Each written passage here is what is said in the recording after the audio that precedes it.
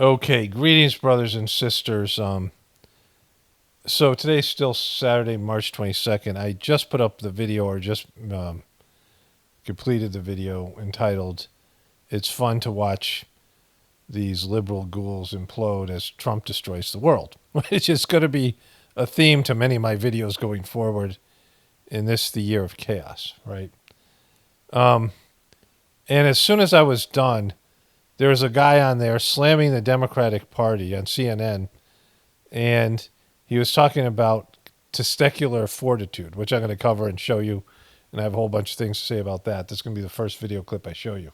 And he gets into it with a Republican guy who says, it'd be great if, because the guy says AOC as a leader, right? But Trump is destroying the effing world, which is, And, what happened was I was making the video and I got really tired. Like sometimes when I'm editing, I get tired, or like it just, 4 o'clock and I, I had to do the whole, thing I was doing for the cold bath and all those things, right? And I woke up from the nap and I finished the video. I was sort of out of it. And I did a 25-minute straight audio. Most of the stuff was me talking about this thing. And I think it must have been like channeled really good because, I did it on a video clip using the ScreenFlow app. And usually I can't talk 25 minutes straight without clearing my throat or, just taking a pause and thinking about something, or, get up, or something happens, the dogs are barking, or just whatever, right? Like talking 25 minutes, doing a straight out clip that doesn't need editing for 25 minutes. So I decided to end the video there because I would have put this clip on, the one that I'm telling you about, testicular fortitude one. And yet then I thought, well, this is going to be a continuing saga because Trump is pushing against all limits and rules that are being set on him. He's clearing a path to do whatever he wants, and most of it's destructive and going to leave devastating results. And the Democrats don't have a clue what to do. They're clueless. They're absolutely, they have, they're nutless and they're dickless. They have nothing because they spent all their capital, and I'm talking about the media more than anybody else, on the Joe Biden thing, and then the Kamala Harris thing. They spent all their capital on the gender thing and these other things that American people didn't want. And then the economy and all these things happened. And the way they pushed COVID shit, that people, they didn't talk about this during the election, and Trump couldn't bring it up because he was the father of the vax, Operation Warp Speed. He could bring it up because he, has no shame. But most people blame the COVID over response on the Democrats, and many people are suffering from, the mandates and these other things. So, that was like a hidden issue. And so the liberal media and the Democrats have no credibility. And, as much as people kind of sense that Trump might be shitting the bed, they don't, none of us can really do anything about it. And there's no other alternative. And so people are like, well, they know we're in desperate straits. They know things have to be done. And at least for them, Trump is doing things. And I really dislike Trump, and he's horrible. But he makes for good TV, right? His show Apprentice was good because, he's a character and he does things that nobody else will do. They're not good things, but they're funny things, and the way that people react to it is funny. And so, the show is getting good, but it's a limited time show. The ending of the show is a bad one, where where you're eating out of a trash can and looking over your shoulder because someone might try to take that trash can from you, and you might have to fight them off, right? And so that's where we are right now. But with that in mind, let's get into it here. Okay, so today's Sunday, March 23rd. I want to show you this one, and then I'm going to get into a bunch of weird, kind of quirky videos, and then come back to Trump breaking the world stuff and the Democrats freaking out. So a lot of stuff to get to today. This one's great. I assume you approve this message. 100%, absolutely. Democrats are in a crisis right now. They're on life support. They have a testicular fortitude problem. Boom. No nuts. The guy just said the Democrats had no nuts. This dude from Jamal Bowman, former U.S. congressman from New York.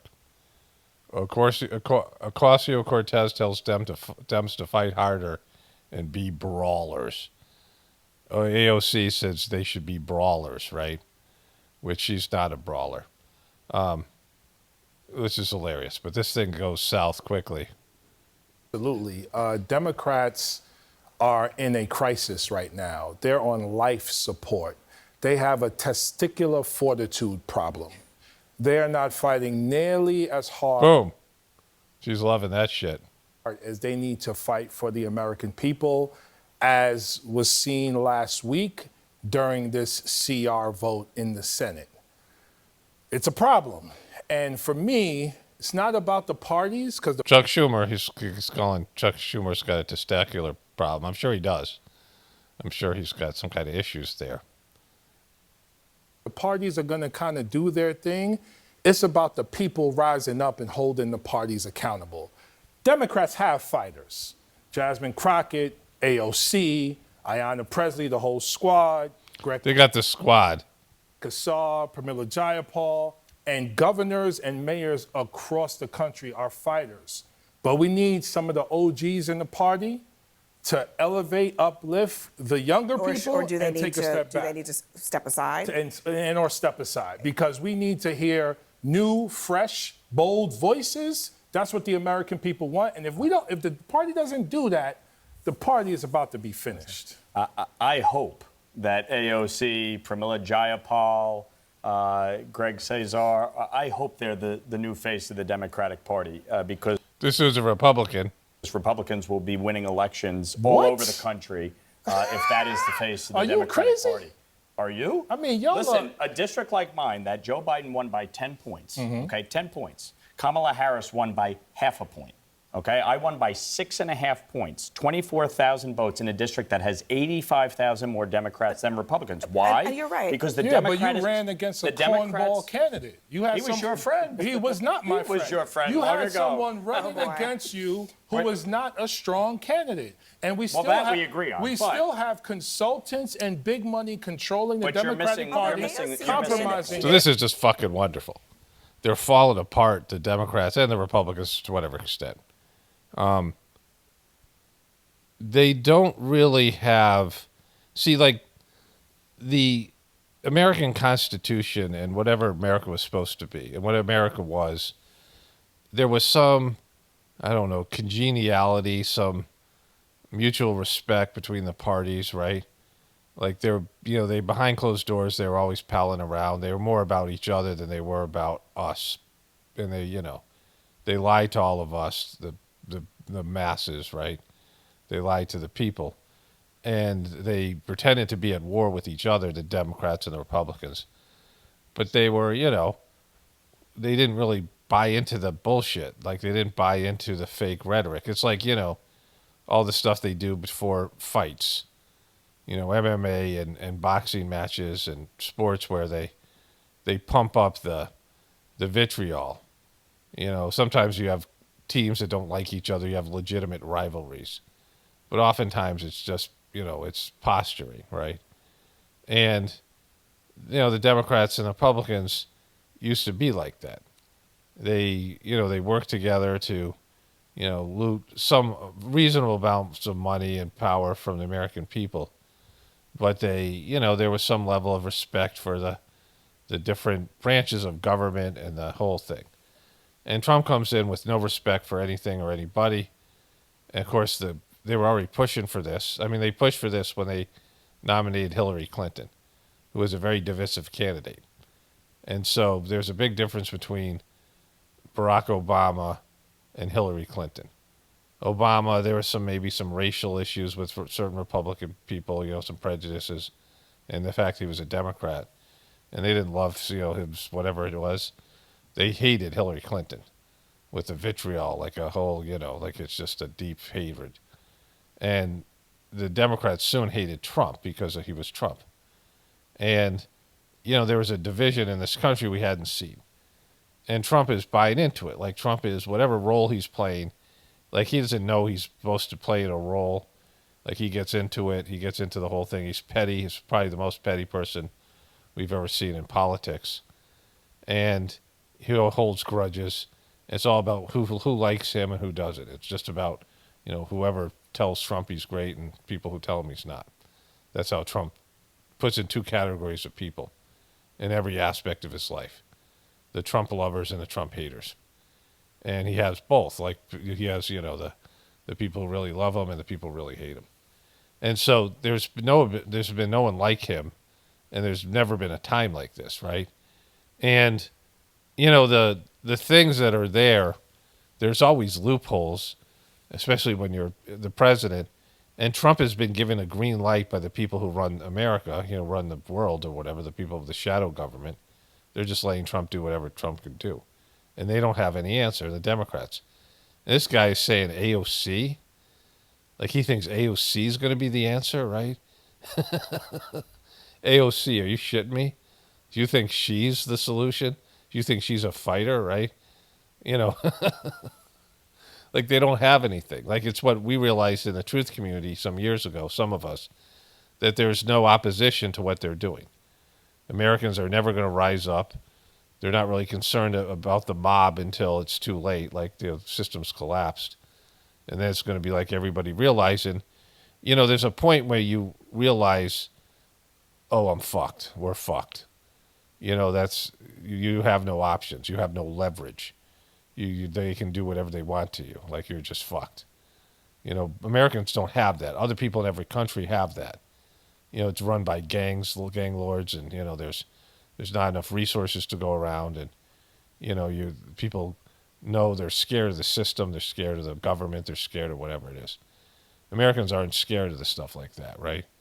Yeah, I mean they're worried about getting things taken away from them, but don't realize that the government isn't really good people, and they don't care about you, and everything's been held together by America's wealth and military superiority and the place America held in the world, and that's gone. All that shit's gone, and Trump is destroying it because he's pissing pretty much everybody off and every leader of all America's allies, right? And so, and they're just probably tired of Americans. I mean, I know they are, other countries, and the entitlement and the obliviousness to how other people live all around the world. And we deserve everything we get because we've done all kinds of damage. And so let's get into it here. Outperform Kamala Harris in her Come on district. now. Trump did, Sure. Trump He did knows better this. than, Sure. than But here's my point. The New York, look no further than New York, where issues like cashless bail have been a disaster, issues like sanctuary state status, congestion pricing. In districts like mine, where Democrats on paper should win big, they're losing. And so if the messenger is AOC, who, by the way, was originally from my district, she grew up in Yorktown, not the Bronx. If AOC is the face of the Democratic Party in swing districts all across this country, she will mobilize voters way more than Nancy Pelosi ever did. Let me just add Republicans. the counterpoint within the Democratic Party to what AOC is saying. From this is Elisa Slotkin. She gave the Democratic response to the State of the Union address much more of a moderate voice in the party. Listen. I can't just chain myself to the White House and become an activist full time because you and others here are going to call me for things that you need. All of those things require me to be more than just an AOC. I can't do what she does because we live in a purple state and I'm a pragmatist. I got to save things for my people. See Ooh, things are getting messy. Come on, there. son. It's getting very messy. That's and white flag energy right there. Names are. You just smell somebody's son. This is great. That's white flag energy. See Ooh, things are getting messy. Come on, there. son. It's Come getting, on, son. He just sunned her. Come on, son. very messy. That's and white flag energy right there. Names are This woman over here is digging this dude. Watch. messy. That's and white names, flag energy. Look at her right here. She's. I want to hear from her. She's laughing every time a guy says they have no nuts and these things. But the reality is that the fighting that AOC and Bernie Sanders are doing is non-consequential. It's just posturing. It's like these NBA fights where guys get up in each other's face and they push a little bit. They're like, hey, make sure there's enough people around them so they don't have to swing, right? Like, no one really wants to get into a whole thing here because they all don't want to lose their stuff, right? And AOC and Bernie Sanders' brand is to be hyper liberals, and they can't win with that. We know that already. Bernie Sanders has a lot of enthusiasm, but the Democratic Party does not have enough liberals, does not have enough potential socialists. There's just not enough of those people. And so Bernie Sanders would never have won the presidency. He would be branded as a socialist. And the majority of Americans that are in the middle there, those, the independents, are moderates. They don't want extremists, right? They voted for Trump because of what happened with Biden, some of them, with Biden. But the Republicans have just more people. The Republicans have a good solid 40%. The Democrats have, the liberals who just vote because they don't want a Republican. But they're always pissed off that the leadership isn't as liberal enough. And they have all these fragmented, disenfranchised groups of people, different racial groups and LGBTQ and these things that are barely held on there because, again, don't not why. It's mostly that they don't want Republicans.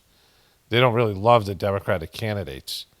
They don't have a lot of enthusiasm for them because they always have to have a moderate Democratic candidate that's just, very, by the book political, like someone like Joe Biden. They have to have somebody like that, like the Clintons. They can't have a radical liberal, financial person, someone who's considered a stable politician. Nobody who's like, who's a rock star. Obama had rock star potential because he was a little bit different and, different racially and these things. But he was just a moderate Democrat, right? And so the ones who bring the energy, like Bernie Sanders and AOC, they get the liberals that up and moving. They can't ever win. Do you think AOC could be president, right? So they don't have anything. The Democrats don't have anything to counter Trump. Nobody does because Trump's just, like I say, he's going to push limits. He's going to test every little flaw, every little loophole. Energy right there. Names are That's being white put on the flag table. energy right there. No, I think she's right. What do you mean you think she's right? First of all, even it's choosing easy. her to give the response to Governor Trump. That's your party's Governor choice. Trump. I should call him Governor Trump. That's President Trump was a problem. You should be the chairman, by the way. I mean, the this advice is you gave crazy. All right, let me let Joe finish. Go ahead, Go brother. She is right in the sense that it's easy to throw grenades. You can be AOC and throw grenades all day in a safe distance. Those are not grenades. They're just fucking words, right? See, that's the problem. They're just fucking words. People don't realize that words are meaningless. I've said this before. Beliefs are meaningless. People do not give a shit about other people's beliefs. People want to post their own beliefs on the internet, on social media, and talk to people about it, whatever it is. And nobody wants to hear that shit. People don't want to listen to other people's beliefs unless they do, right? Unless they have some, you have something different to say. But the majority of it's blah, blah, blah, blah, blah, blah, blah, blah, blah, right? I mean, very few people have any interest in other people's beliefs. And your beliefs don't really affect people. How it translates into action and into manifesting something is not anything. The only thing that's going to be manifested is destruction, right? Taking down, like Trump taking down the system, people taking down Trump, personal destruction, Alec Baldwin, someone like that, the canceling of people. Like that's all that there's there. There's no creative energy no innovative situation with America. We're in the time where, like it's a divorce. When there's a divorce, it's all destruction. You're not building things. You're not, cultivating something new. You're just destroying the relationship that was and the family and everything goes along with it. It's like two people who owned a partnership. It's like Ben and Jerry, like of the ice cream, having a divorce, a business divorce, right? Like everything creative stops, everything expansive stops, all the work stops when there's division, then the kind of division that we have. I mean, it's clear when we used to have these spiritual gatherings, and people would go through this what we call cleaning, like shit would be pulled out of them, like inner stuff, emotions, hatred, anger, these kinds of things, right?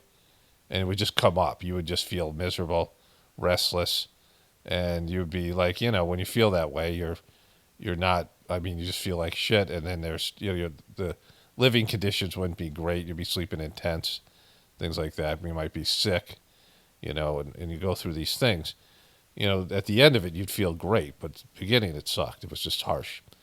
And people would get into it, and they would, argue and do whatever.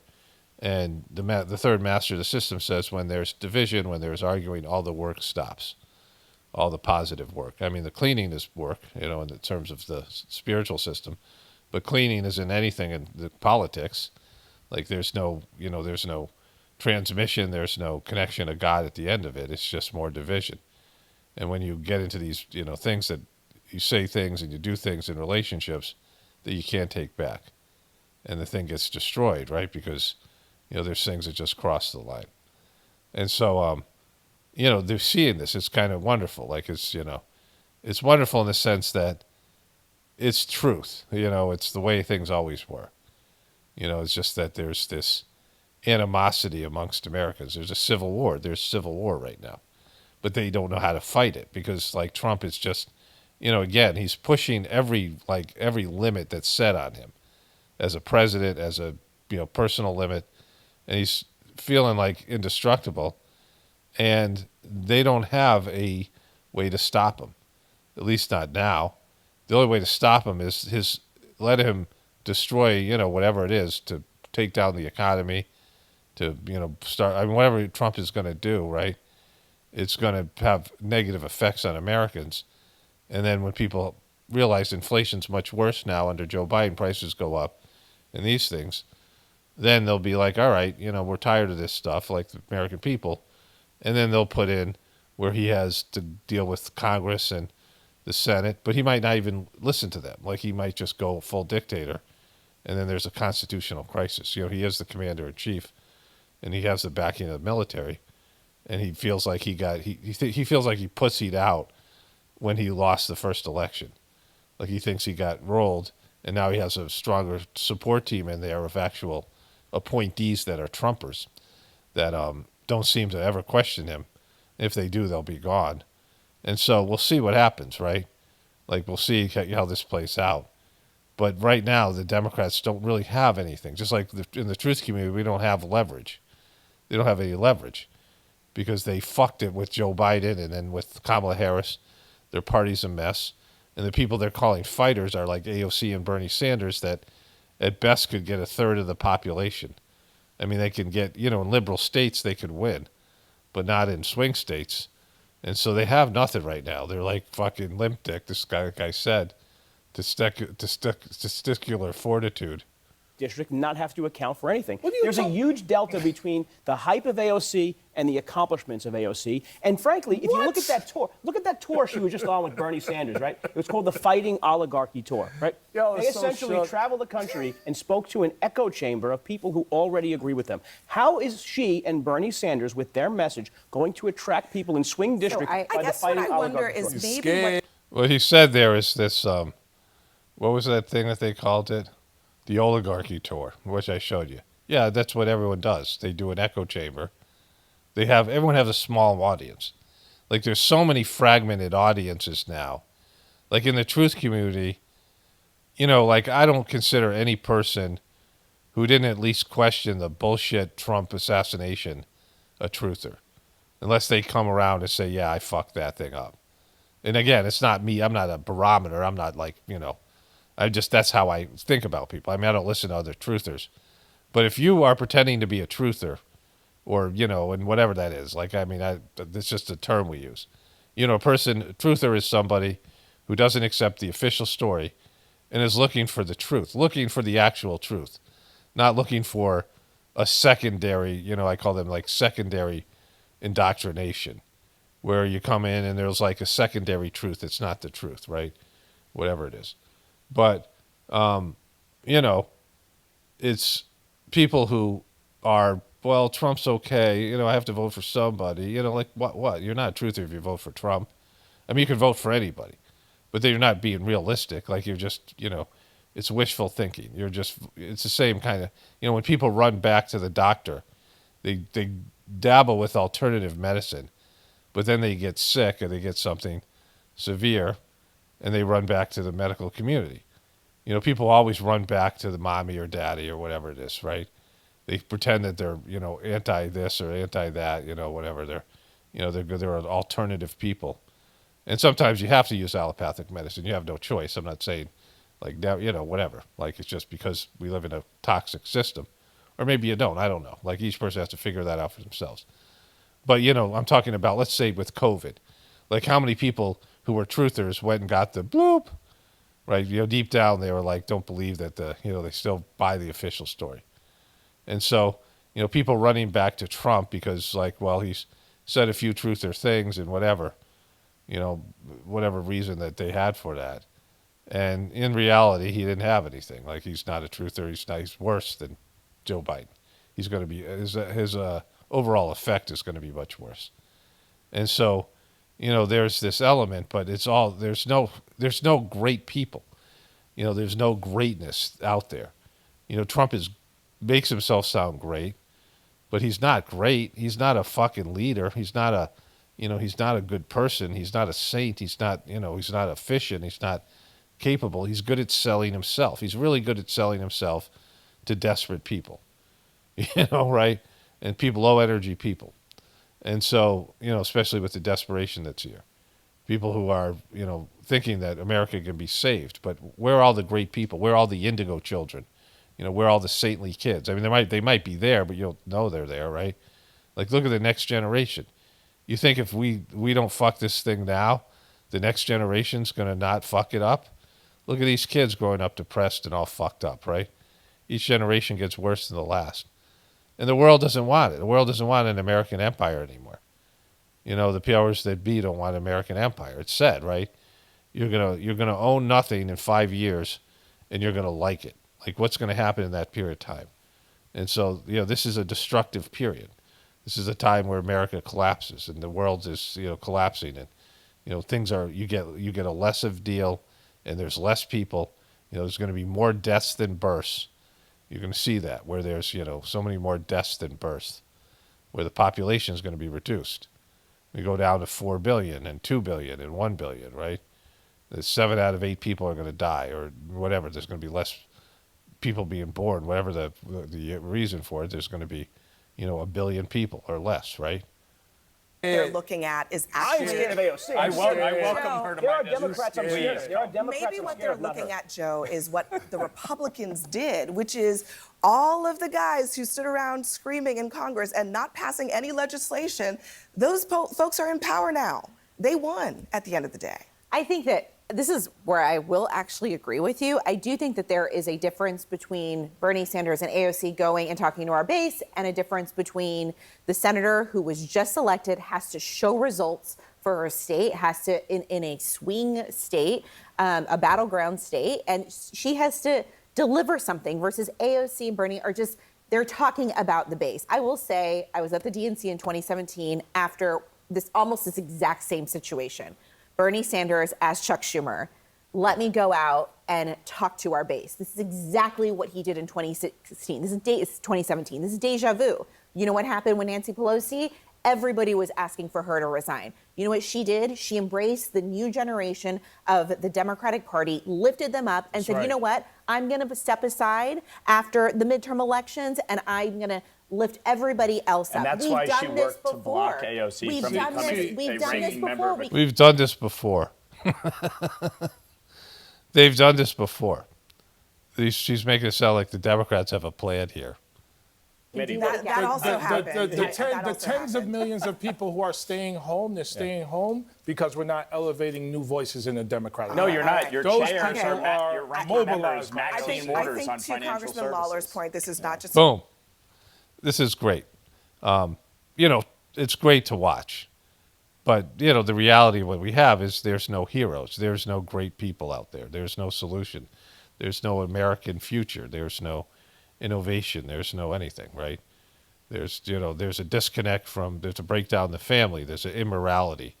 There's a disconnect from the divinity within you. There's all these things, right? The people are lost. We're a lost people. People are following America's footsteps socially. Everybody's following American trends and these things and global trends. And, we know what happens. And we've seen what happens in Europe. Europe is ahead of America. there was a European empire where these European countries were colonizing people and they were powerful. You know, the British Empire and the French and the Spanish and these other, you know, the Vikings and these different cultures that were physically dominant. You know, the Roman Empire, the Greek Empire, all these various empires. And then what happens? You see the people, they're pacified, you know, limp-dicked, you know, whatever. They've you know, and they turned it over to America. Like America had this immigration, people who are hungry and looking for a, you know, leg up, people coming from really difficult situations wherever they were globally, and that they would turn those people into a military. Those people are willing to fight for the American dream, fight for these things, and be, you know, the military of the European countries and these things. Europe and Europe is military. Europe would have these, you know, very valuable currency. You know, the euro and the you know the French whatever is the mark, and these you know, the English pound, and these currencies are valued more than the American dollar. The American dollar would be valued more than the rest of these currencies around the world, the shithole countries, as Trump still calls them. And then there would be these, you know, we would be the consumers, and these countries with a lot of population, India, China, these countries, third world countries, would be the producers. They would be the manufacturers. They had cheap labor. We had a valuable currency. We would get cheap goods and services from them. America would, you know, be the bully, would be the, you know, would, you know, keep law and order and things with their superior military, you know, and all these things, right? And there's going to be these technological innovation. And America was just a bigger country. America's bigger than all of Europe, right? It's much bigger than these other places. And so there could be this vast, you know, all these smart people would come to America to make it.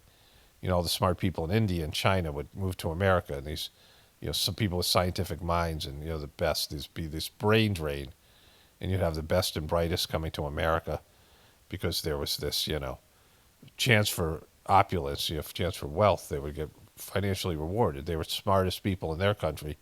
Instead of serving their own country, they'd come to America to get this wealth. I knew a lot of these people, Indian people, through the meditation, people who are, you know, Master Charge used to talk about the brain drain in India, where all these people would be propped up by the system. Of course, they had to compete heavily. You know, there's a lot of competition academically there. 1 billion people looking for these spots. But these kids who were brilliant, you know, people who were smart, would shine, and they would, you know, they would get trained by the system. They would go through the educational system there, and then they'd come to America and Europe and these places where they could have a better lifestyle.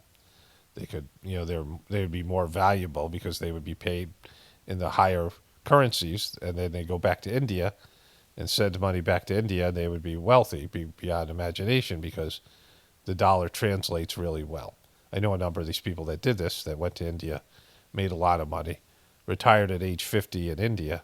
I mean, they went to America from India, and they retired at age 50 with, you know, millions of American dollars, and now they're wealthy, you know, the upper 1% in India, and this is, you know, this is how it all went.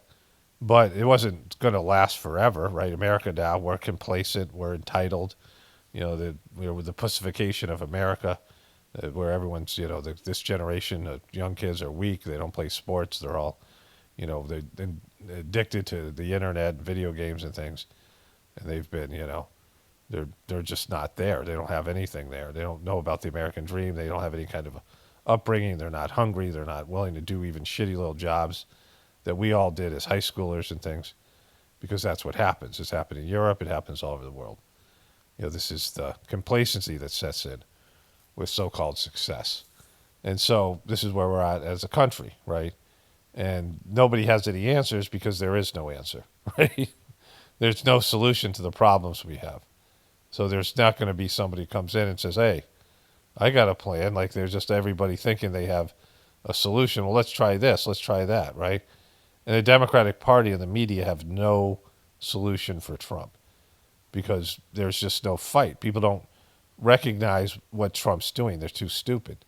This is, you know, this is the idiocracy setting in, where Trump is a moron, but they somehow believe that he has something special about him when he's been a failure his whole life. He's telling you he's a piece of shit failure in everything he does. He even says it. Oftentimes he says, like, he interview with Joe Rogan, he said, I didn't know what I was doing. But now I think I do. But him knowing what he's doing is playing the game. Trump knows how to play the game, and he understands Washington better as a predator, not as somebody who's going to, do good things politically, as somebody who's figured out how to work the system and make it good for him, how to scam the system. He's not a creator. He doesn't come up with good ideas. He's not a leader. He's a grifter. He's learned how to grift the system, and he's grifting it, and they have no answer, right? They have no fucking answer for it. And if AOC and Bernie Sanders is your solution, then you're fucked. I said this, and I wrote about this extensively in my book, The Choice. And I used to talk about this more early on. I haven't talked about this in years. But, there's fields of battle, right? When there's conflicts, there's battlefields. And you see this with teams that maybe aren't as talented, but they're feisty. They're aggressive. They're physical. And they try to lure you into a game on their playing field. Like this happens in conflicts, divorces, they turn into some kind of a shit fight, right? They try to drag you into the mud, bare knuckle brawl. And you're not equipped. If you're a good person, if you're one of the positive people, I've talked about this. There's 10% good people, really good people, like saintly people, higher developed souls. There's 10% evil people, also higher developed in terms of not just like an animalistic person that's like some sort of violent Neanderthal, right? A stupid person who's big and strong, but people who are, they're intelligent, and they're like, some kind of evil villain that has the ability for complex thinking and strategies and things like that, right? And then then all these deviant types of tendencies people have, 10% of the population. And then 80% are just basically, they can be swayed either way. Maybe they're some of them tend towards being good, some of them tend towards being bad, but they can be swayed. They're normal people who could just live semi-normal lives, and they are the masses, right? And the higher developed souls, which sometimes can be more than 10%, they can't be dragged down to some kind of lowbrow materialistic, bullshit stuff. And when that happens, like has happened now, they get sucked in. Like you can be compromised as a saint, as a higher developed soul. You can be deceived. You can get sucked into something. You can lose sight of your overall true human nature, your true purpose here. And when you get sucked down to the cesspit, you're always going to lose, because you're not going to be as devious. You're not going to be as dark, and you're not going to be as immoral as the people who thrive there. They've turned this system, our world, into a shit show, like a low level, a place where sociopath behavior, narcissistic behavior is rewarded, right? Where these types of negative souls, these negative people, are empowered. There's a Whispers of the Brighter World about good and evil. I think I just read it in my 2 videos ago. But when people think about the battle between good and evil, good wins and thrives in the light, by being out there and being in truth, being connected to God, in that kind of environment. And you have to set up that kind of environment where, devious creatures can't come into that environment. Creatures that thrive in the darkness are blinded by the light, right? They're blinded by love. They're blinded by, they feel they're weakened by all those things. They thrive off of anger and hatred and negativity. They feed off of it, right? That's how they create these, they make people angry, and they feed off of that anger. They feed off of that, whatever it is, these low-level negative qualities and tendencies in human beings. They feed off of low-grade energy. So they don't want to fight in a, environment where it's sunny and bright and, they're exposed and truth reigns. So they have to, make everything dark. They have to, this is the, these evil environments, they have to turn into Mordor or whatever it is, right? So, Gotham, these, dark places where, vampires and ghouls and things can come out in the open and thrive, because there's the things that weaken them are not present. And so they've dragged everybody down to this low level of consciousness, low vibrational level. I've talked about how if there was going to be an alien invasion, the best way to do it is sending negative souls, sending souls energy to incarnate in Earth, right? Like your soul can incarnate on any planet, but your soul is connected to and is supposed to be a part of wherever you are, right? Like whatever your region is. There's a vast universe, material universe out there, and there's plenty of places to incarnate into. But you could jump out and go to some other place. And there's soul energy from various places in the universe that isn't native to this area. And then there's the native soul energy. And that's the best way to invade, because if you brought a bunch of aliens in here, it's kind of part of the plot of my book, The Choice. If there's a bunch of negative aliens that come down and incarnate into this planet, then they can rearrange the planet and affect the environment. Let's say that they went through a period of nuclear, war or something like that, so they have a high radioactive planet that their bodies have learned to adapt to.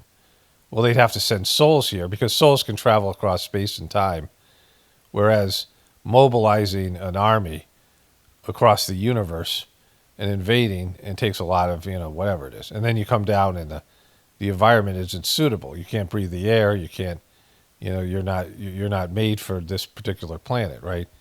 And so they'd have to change the atmosphere environment. And I've often thought that's possibly what's being done now, right? With the possible nuclear war and chemtrails and whatever it might be, and the pollution and things. It's changing the atmosphere here to make it more like some negative aliens homeland or something, like just a possible narrative, which would be a good narrative for a movie or something like that. Which of course I won't get credit for, but yeah, the idea is there. Remember the first War of the Worlds movie? The aliens came out of their spaceships and they started to die from pollution. And they were like, well, pollution is harmless to all of us, but it's killed these. Like it's this old movie, War of the Worlds. They made a remake with Tom Cruise. But, this was what killed them. They couldn't take the Earth's, what we've done to it, the pollution. But anyways, this idea that you are going to somehow defeat these evil people on their playing field, they've created, the systems of engagement. They've created the rules of engagement where you have to fight them on that level. And you're always going to lose because, it's just not who you are, right? It doesn't where you thrive if you're a good person. And if you're a bad person, you don't have the level of resources that they have. And so all these things that these people are trying to do, like they don't know how to fight Trump, right? They don't know how to, bring Trump out into the light. And Trump is, always setting things up as a bully where he has, he doesn't fight in a fair situation. He has all the legal resources. He has all the, connections, these people these wealthy people that have an unfair advantage. And they're not risking anything. There's no chance of anything happening to them. They're not going to jail. They're not, Trump is just a lightweight example of this. There's people far beyond him who you can't even see. You don't even get access to them. There's no way they can, they can do damage to anybody they want in the shadows, but they can't be, they don't ever get any incoming. The only thing is they have to fight with each other because they're all horrible people and they're all power hungry, and they, there's inner battles between them. So they have their own vulnerabilities. But their vulnerability isn't to the masses. They set up this whole level of shielding from the people, where they have people like Trump and Biden and the news media and all these famous people, someone like Soros, out in front of them, these wealthy, pseudo-wealthy people. And then they're running things from, the shadows where they're not even, people don't even know their names, never mind how to get to them, right? So, that's our system. And so you can't overcome that because this system doesn't run on light. It doesn't run on love. Like, the system can't be made pure or whole. The system runs on darkness, and the system needs dark people and negative people and sociopaths to run it because it's built that way.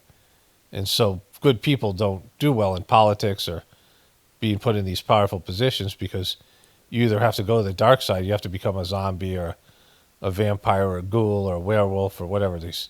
You have to become a monster yourself, a snake, a venomous creature, one of these, demons and things. and then you're over on that side. So like you can't. There's no fixing the system. Like you have to rise above it. Like you have to create your own environment. Like this is what the Sajmark meditation is about. Creating your own light environment. Creating a an ashram, a house of light where you live, and through the meditation, but bringing God into your to your house and your heart every day, and these things, and transmission, the cleaning, that the atmosphere is purified, and the atmosphere when you go to like a preceptor's house, when you go to these, or you go to an ashram, like how it used to be before Kamesh Patel got compromised, the current guy Daji of Heartfulness, the Sajmark system, you go to these preceptors' houses, and the atmosphere was unbelievable, especially when you were going to do the meditation. Like it was like this energy that's there. Like that's what you got to create, like centers of light. This idea of pockets of the future, because it's a place where your higher nature can thrive. It pulls out your higher nature instead of your lower nature, like our system does. And so this is why you don't beat them at their game. You don't fix this system. You build something better. Where they can't touch it, because it's like they're the Wicked Witch of the West or East or whatever it is, North. That in the Wizards of Oz, who she when she gets water thrown on her, she melts, right? It's like this, vampires, they burn in the light, right? So they're just they'll leave you and your situation alone because they can't touch it. When they touch it, it hurts them, right? It disempowers them. They it destroys them. So they're destroyed by the light. They're destroyed by the good things, the love and the nature and God and these things. They can't feel these things. They unravel. They only thrive under rocks and in dark places and whatever, caves and like this, these dark mansions and things. Anyways, let's get into the other stuff here. Okay, so I don't know who this person is. She's teaching you to make marshmallows, and nice Amish lady. My wife has just watched this when we went to bed last night, and we watched this together. We laughed hysterically, and good thing to make marshmallows. Like I said, nice lady, but she won't take her eyes off the camera. It's hilarious. Now, it may surprise some of you, but marshmallows are actually medicine, or at least they were when they Whenever she looks down, they edit it out and they come back to it. She never looks down. Everything she does is staring right at the camera. were invented over 4,000 years ago, but I dare say the marshmallows in the store these days are not medicine. And in fact, I don't even have the main ingredient they're named after, which is marshmallow root. So today we're going to make easy homemade marshmallows that are healthy and are actually medicine with only 5 ingredients. You start by mixing together some hot or warm water with marshmallow root powder, and we're just gonna let the She just stares. It goes on for like 4 minutes. And whenever she does look down, they stop it and see.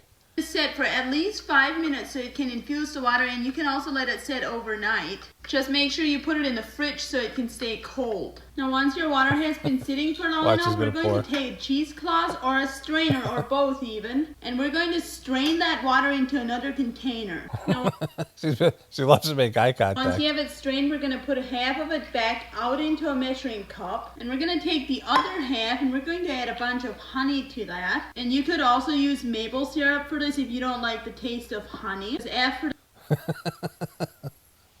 It's wonderful. the marshmallows are done, you will be slightly able to taste the honey. We're going to get back to the whole world ending stuff, but these are the things I watch for entertainment. I mean, any kind of quirky video. I have a bunch of ones I want to show you. Just dump it in there. Now we're going to whisk this honey and water together, and we're going to go put it on the stove and let it come to a boil, and it has to We try to make marshmallows, my kids and the family, and it didn't come out great. She seems to have a better recipe. They came out hard. I think we baked them. Maybe it was a mistake to bake them. But hers look like regular marshmallow things. But marshmallow root is a plant root. And they, of course, the marshmallows that you have now are made out of like corn syrup and shit. But like real marshmallow root is like good for you. It has, whatever. These things have properties that are, whatever it is. I know the Amish people, though, if you go to Amish stores, they got a lot of cheap candy, like candy corns and just like, they eat not great food. Like they eat a lot of sometimes processed foods. Like they have Amish stores. They have great stuff in there, and then they have the, the bad, unhealthy stuff. And they're into sweets. I don't know if she's Amish. She might be like Mennonite or something. Reach 240 degrees while boiling. Now while that is boiling, we're going to get out our mixer or beater. I'm going to use a KitchenAid. These are the best ones. Like we have one of these. I make bread with this occasionally. Because I already did CrossFit today and I do not want to do that arm workout again. She's crossfitting. You can use a hand crank egg beater, a whisk, or even just a handheld beater. We're going to take some gelatin, and I always like to make sure it's the beef gelatin. Just put it in there, and we're going to add the other half of our marshmallow root water. Stir it up a little bit. Then we're going to let that set to dissolve while the honey and water is boiling. Now once your honey and water is almost hot enough, So it goes on for 4 minutes. We were laughing. There's funny parts, like let's watch this. we're going to start this mixer. You just want to do it on low for now. And you might have to take a spoon and scrape it away from the bottom and the sides because it gets... It's like she thinks like something's going to happen if she breaks eye contact. Like the whole thing is like her. She's mesmerizing you, keeping you watching this marshmallow video by her staring at the camera. So anyways, that's the marshmallow lady. So this is called Believe Part 2, All Hail Gravy. And it is a KFC commercial for Europe. And it is fucking bizarre. I don't know if you've seen this. My wife sent it to me last night.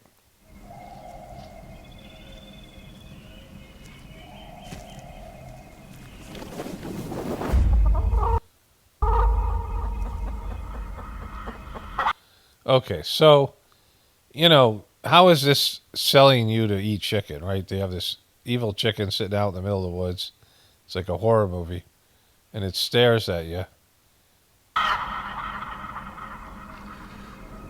It's a rooster, actually.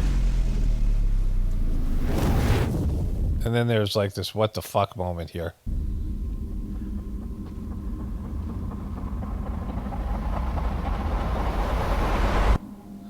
This is how they sell fast food in England, in Europe.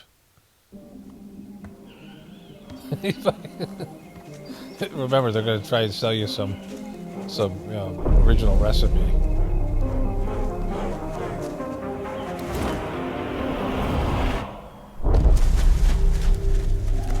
I might not be able to use this. They might copyright it. God knows. It's just some, they're going to submit this at cons.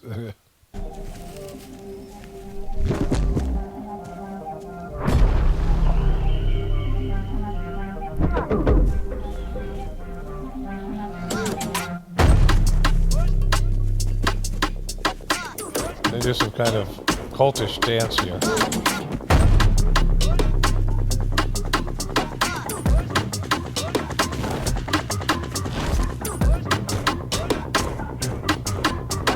Some kind of cultish, there's some runes and...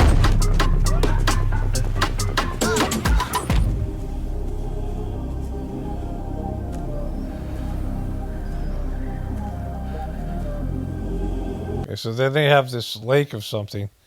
It turns out it's boiling canola oil.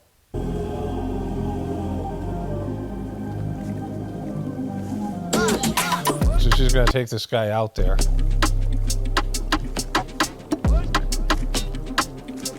They're all scooping the oil up here, right? She's about to baptize him. Dunk him in there. What's going to happen? He's a chicken leg. So they're confirming there's human. You're eating humans at Kentucky Fried Chicken. Believe in chicken. Okay, so YouTube recommended this video. I don't really like fight videos and things like this. This is from NBC News. But there's a funny part to this thing.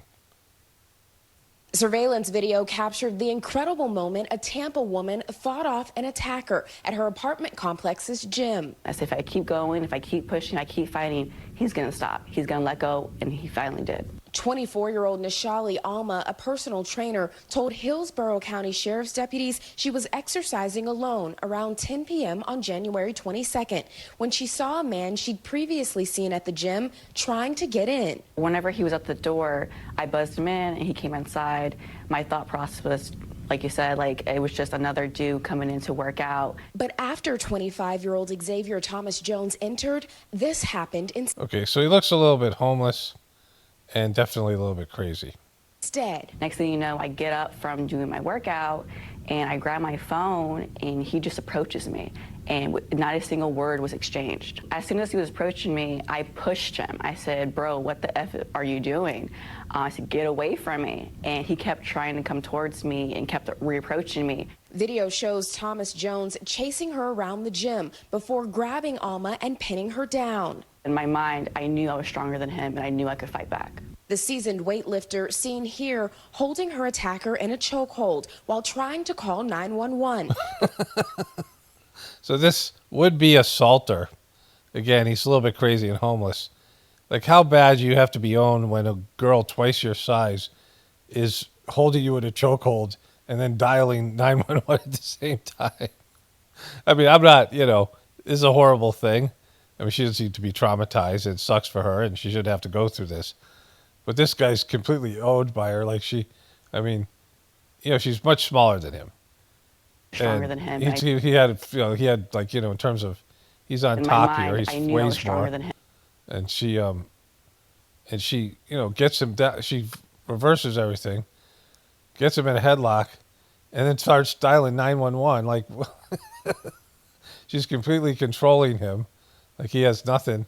She's dominating him, and then punch him in the face, doing all this stuff, headlocking him.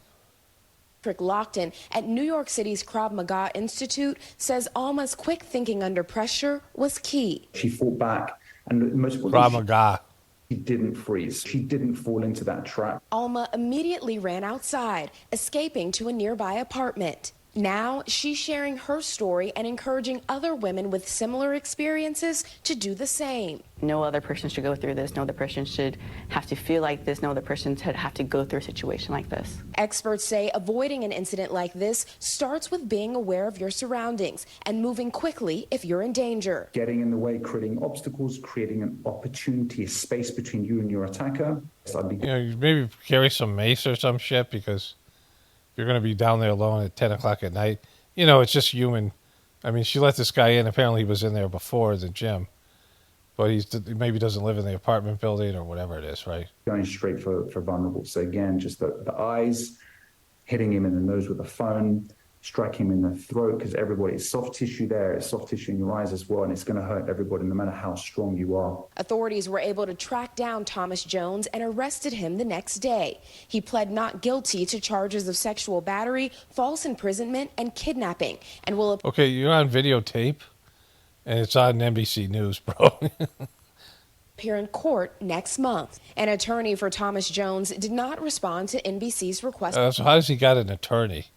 I mean, he looks homeless. I mean, maybe they're giving him a public defender, but, he's pretty fucked. Anyways, she owned him with the headlock and the calling 911. Okay, so these are the kind of videos that I'm interested in on YouTube. Personal interest. This guy, my wife sent me this. I have a bunch of videos like this that are either, you have black fly larvae, or in this case, this is maggot farming for like regular flies. And this guy's built a little trap so they'll come in and they'll lay their eggs in rotten meat that he's put in this bucket. But he's got it so that you don't smell the meat because it's sealed up. There's little holes here where the flies come in. Okay, this here is my maggot farm. I just finished. I have a 5-gallon pail, a soda bottle with a hole through the lid, screwed in. I drilled 2 holes, one on each side, so the flies can fly into the soda bottle, down into the 5-gallon pail, and this way the raw stench of the rotten meat inside doesn't come up and out. So this is how I would get maggots, which are protein for the chickens, right? I mean, maggots would be something where you can feed this to your chickens in a, you won't be able to get chicken feed in a post-apocalyptic type of situation, collapsed society. And you can freeze dry the maggots. You can dry the maggots. And, like they do this, you can buy these mealworms for hens. It's a treat. But you'll be able to farm these things yourself. And you can farm them in a greenhouse or something like that in the winter, or indoors in a place where it wouldn't be as cold. But not, obviously it's a rotten meat. And you don't want flies flying around your house in the winter, but whatever it is, right? And, having these things, worm farms, whatever it might be. I mean, they love worms, chickens and these things, any kind of insects. You could farm them in some place, grow crickets indoor, whatever it is, and then feed them to your chickens in the winter to get them through the winter when there's not as much food. You give them high protein diet or whatever. And so this would be a way to create some of your own chicken food. You can grow, grains that are high in protein, and mix those things in with them or whatever. Find ways to feed your chickens and do it cost effectively. This is free. It's a guy, he opens it up. He's got a rotten chicken in there, and the maggots come in here and they crawl out here, and they go into a little bucket here. I mean, not much interest to people now, and I'm not building one today because I don't have to. But I would build one in the when times get rough. I got all these kind of things. This is like prepper stuff and being able to think outside the box. And if I have something like we have chickens and they lay eggs, and that's a good source of protein, and you're keeping them alive, but then breeding, out hatching them out and keeping more chickens in and doing these things, getting broody hens and incubator, these types of things for the eggs. I mean, there's all things you need, right? There's all these things that are going to be essential, and then how to feed the chickens, because if you can't go to Tractor Supply or online and buy some chicken food, how do you feed them, right? How do you feed them without a system? And this is one of the ways. This is like some of the things to get high protein. You get a whole bucket full of maggots, and it's chickens love this stuff, and it's essential to the protein that they need, and being able to dry them and having these things for the winter, and all the rest of these things, right? Somebody just sent me Hilaria Baldwin explaining her bilingual upbringing. I'm going to cover that in my next video. I'll start off with that because it'll be funny. And then, did somebody send me this, or I don't know. It was just on Twitter. But Don Lemons is talking to Joy Reid. Now, Joy Reid is much smarter than Don Lemons. She has more opinions, and she's, Don Lemons doesn't really have an identity. Like Joy Reid has an identity as a liberal, and as a, she's got, emotions and anger, and, she's got more critical thinking skills. She's unwatchable, but she's not as easy to mock because she says like stupid stuff because of her beliefs. Don is stupid, right? He's got Lemon Nation. Can you imagine? And again, it's not lemon. He's not he is a lemon, but there's no, it's not real lemons. It's a difference. It's his name. I'm not sure even why his last name is Lemon. Not a good name. It means a car that doesn't work, right? A car that's just, you get a lemon, right? You get a bad one. But imagine buying or wearing this shirt. Like, who would buy a Lemon Nation shirt? Lemon Nation, right? It's so, ostentatious. Like, it's just, there's no Lemon Nation. And she starts talking about things, and this is what Don Lemons does when he either doesn't understand or he doesn't want to hear it, or he's tired of listening to somebody else's opinion. He goes to his happy place. And he's destroying our economy. Just the threat. And then he puts the tariffs on and then takes them off. He puts them on, he takes them off. That's what's causing inflation. It's part of what's causing inflation to go up. Canada is retaliating by taking our liquor and our products off their shelves. They're retaliating and pushing the prices of energy up. And then when energy prices go up, the trucks that drive your stuff to Walmart and to the store, those prices go up. Trump is wrecking the economy. Things are getting more expensive. Housing is up. Food is up. Not just Don's in his happy place. Eggs, all food, vegetables are up. We get most of our vegetables from Mexico and a lot of them from Canada. They're our two biggest trading partners. And then the next one is China. who he's also tariffing. So your video games are going to go up. Your TVs are going to go Wait a up. minute, video games are going up? Holy shit. Why didn't you say so? Everything electronic is made in Asia, basically. A lot of our clothes are made in Asia. What are you doing, man? You're wrecking the economy. What are you doing, man? Come on, man, knock it off, buddy. Economy for no reason other than that in your mind you think you're William McKinley or James K. Polk, who were both expansionist presidents who conquered territory and did tariffs. If you want to be McKinley, know that he is one of the worst presidents we ever had in U.S. history. No one ranks McKinley in the top 10, the top 20, or even the top 30. Boom. He's not even in the top 30. He's a bottom 10 president, Trump, and you're trying to make yourself an even worse president than McKinley, who is not considered a successful president. Someone got in his... Look at Don's like, when do I get to talk? When is she going to stop? When's this stop? When's going to stop? ...head and said, you need... I wonder if someone's going to come tweak my nipples. ...to be William McKinley. That's the Gilded Age president. And he's just... I should probably go and watch more of this thing. I just don't want to do it. Not today, anyway. There's another clip here. This is the whole clip. But the person was mocking how, Don Lemons is, disassociating in these things. And, he's found a nice niche where he is, people recognize he's a moron, but tune in for the moronic behavior. And then, people will post his clips like I am here, or somebody, Megyn Kelly's or somebody. And so, like, as a person that can be made fun of, right, there are people who are specifically for the other side. They have their own small following, but then the other side 100% loves to mock them, right? AOC, Marjorie Taylor Greene, these people who are there to provoke the other side, give left-right cover. They're eccentric, and, they have a small group that likes them, but it's their big audience is the haters, the people on the other side. And Don Lemons is just, again, he's that guy, right? Now that he's unleashed and he's still 100% as his CNN self, like he hasn't evolved. He's just more so.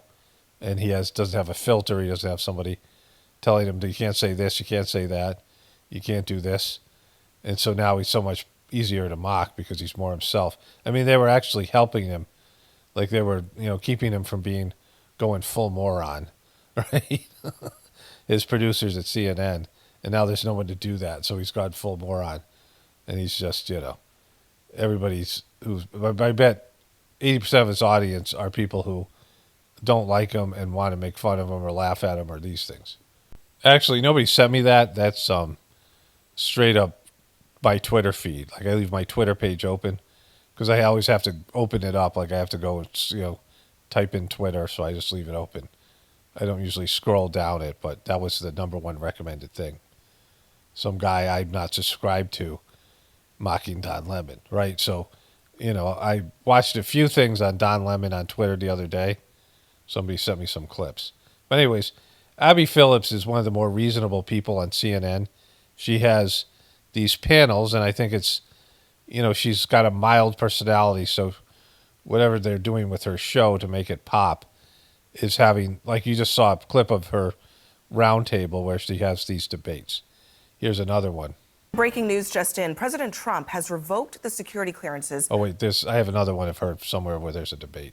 Of more than a dozen officials, including his predecessor, Joe Biden, Kamala Harris, the former vice president, Hillary Clinton, Liz Cheney, and several others. The prosecutors who went after him, Alvin Bragg, and others. Joining us in our fifth seat on this is Paul Rieckhoff. He's the founder and CEO of the Independent Veterans of America and is an Army veteran who served in Iraq. This is a continuation, Paul, of what we've seen Trump do. He's rescinding these security clearances. He's blocking their access to secure federal buildings. And it seems this is all just about retribution. It seems that way. I mean, it's unprecedented. What do you mean it seems that way? He's petty as fuck. Trump is the most petty person. And he's going to do everything. Like, he feels victimized by the last 4 years. He was robbed of an election. He was unfairly prosecuted. People didn't like him. They were saying they didn't like him. And why wouldn't they? Why do they hate Trump so much? The media, the fake media, all these things. I mean, Trump actually believes this stuff. he's a flim-flam man. He's a con artist. He's a grifter. But he's, thinks he's a hero. He's got this, now that there's all these people telling him how great he is, he's emboldened by that. And, he's towards the end of his life, he's making his legacy. And the one thing that Trump loves more than anything else is attention. He loves to be the center of attention. He's been the center of American attention now for 9 years. And so he is continuously going to do shit like this, and it's going to provoke everybody because he's going to do things that are not socially acceptable. But I also think the bigger question we've got to ask is this good for our national security? Is it good to have a current president locking out the former president? And I think it just deepens a divide that exists between the last... Okay, I don't think there's any advantage to letting Joe Biden get the national security stuff because, the rest of them, whatever, Hillary Clinton, what are they going to do with it? Like, they both have issues, as did Trump, securing documents. They all had, they all had scandals with this. It's not going to affect national security. It's just petty. There's nothing wrong with it. None of those people need to know any of these things. Liz Cheney's done in politics. She's not going to run as a Democrat. She's done in Montana. The whole thing they had, the Cheneys, was they were in Montana, and they had money, and they had a name recognition. They're not likable people. And they were Republican. Now Montana's turned on them. They have nothing, right? These people don't need national security clearance. But, he's doing this that's not the reason he's doing it. He's doing it because he's being petty. Last administration and this one, which at the end of the day, if you put partisanship aside, I don't think is good for our national security. And I think that's the prism we have to look at everything through this week, where we talk about... How is it bad for national security? The less people that know about shit, especially Joe Biden and Hillary Clinton mishandled national security documents, as did Trump. Trump got prosecuted more for it than they did. But none of them are, Trump shouldn't have national security clearance. None of them should. They're, Elon Musk, we talk about the cuts at the Pentagon, we talk about the trans purge that's going on. All of it has to be seen beyond the partisanship and about what's most urgent for our national security and how it impacts things like the morale of our troops, Does the trans purge, you think, is that hurting the morale of the troops? You're a veteran. You know better than that. Like, that's helping morale. Intelligence personnel, the morale of our FBI, that does matter. And I think the ongoing chaos is maybe the thing that I want to underscore. Chaos is not good for our national security. Chaos is never good for anything, bro. It's the year of it. Get used to it. Lost liberals. Schumer postpones book tour amid vote backlash. So she has a mild personality, but she has this round table, and she brings in Republicans, and it always sort of goes this way. I thought this polling was interesting. This is whether Democrats should work with the GOP or stop the Republican agenda.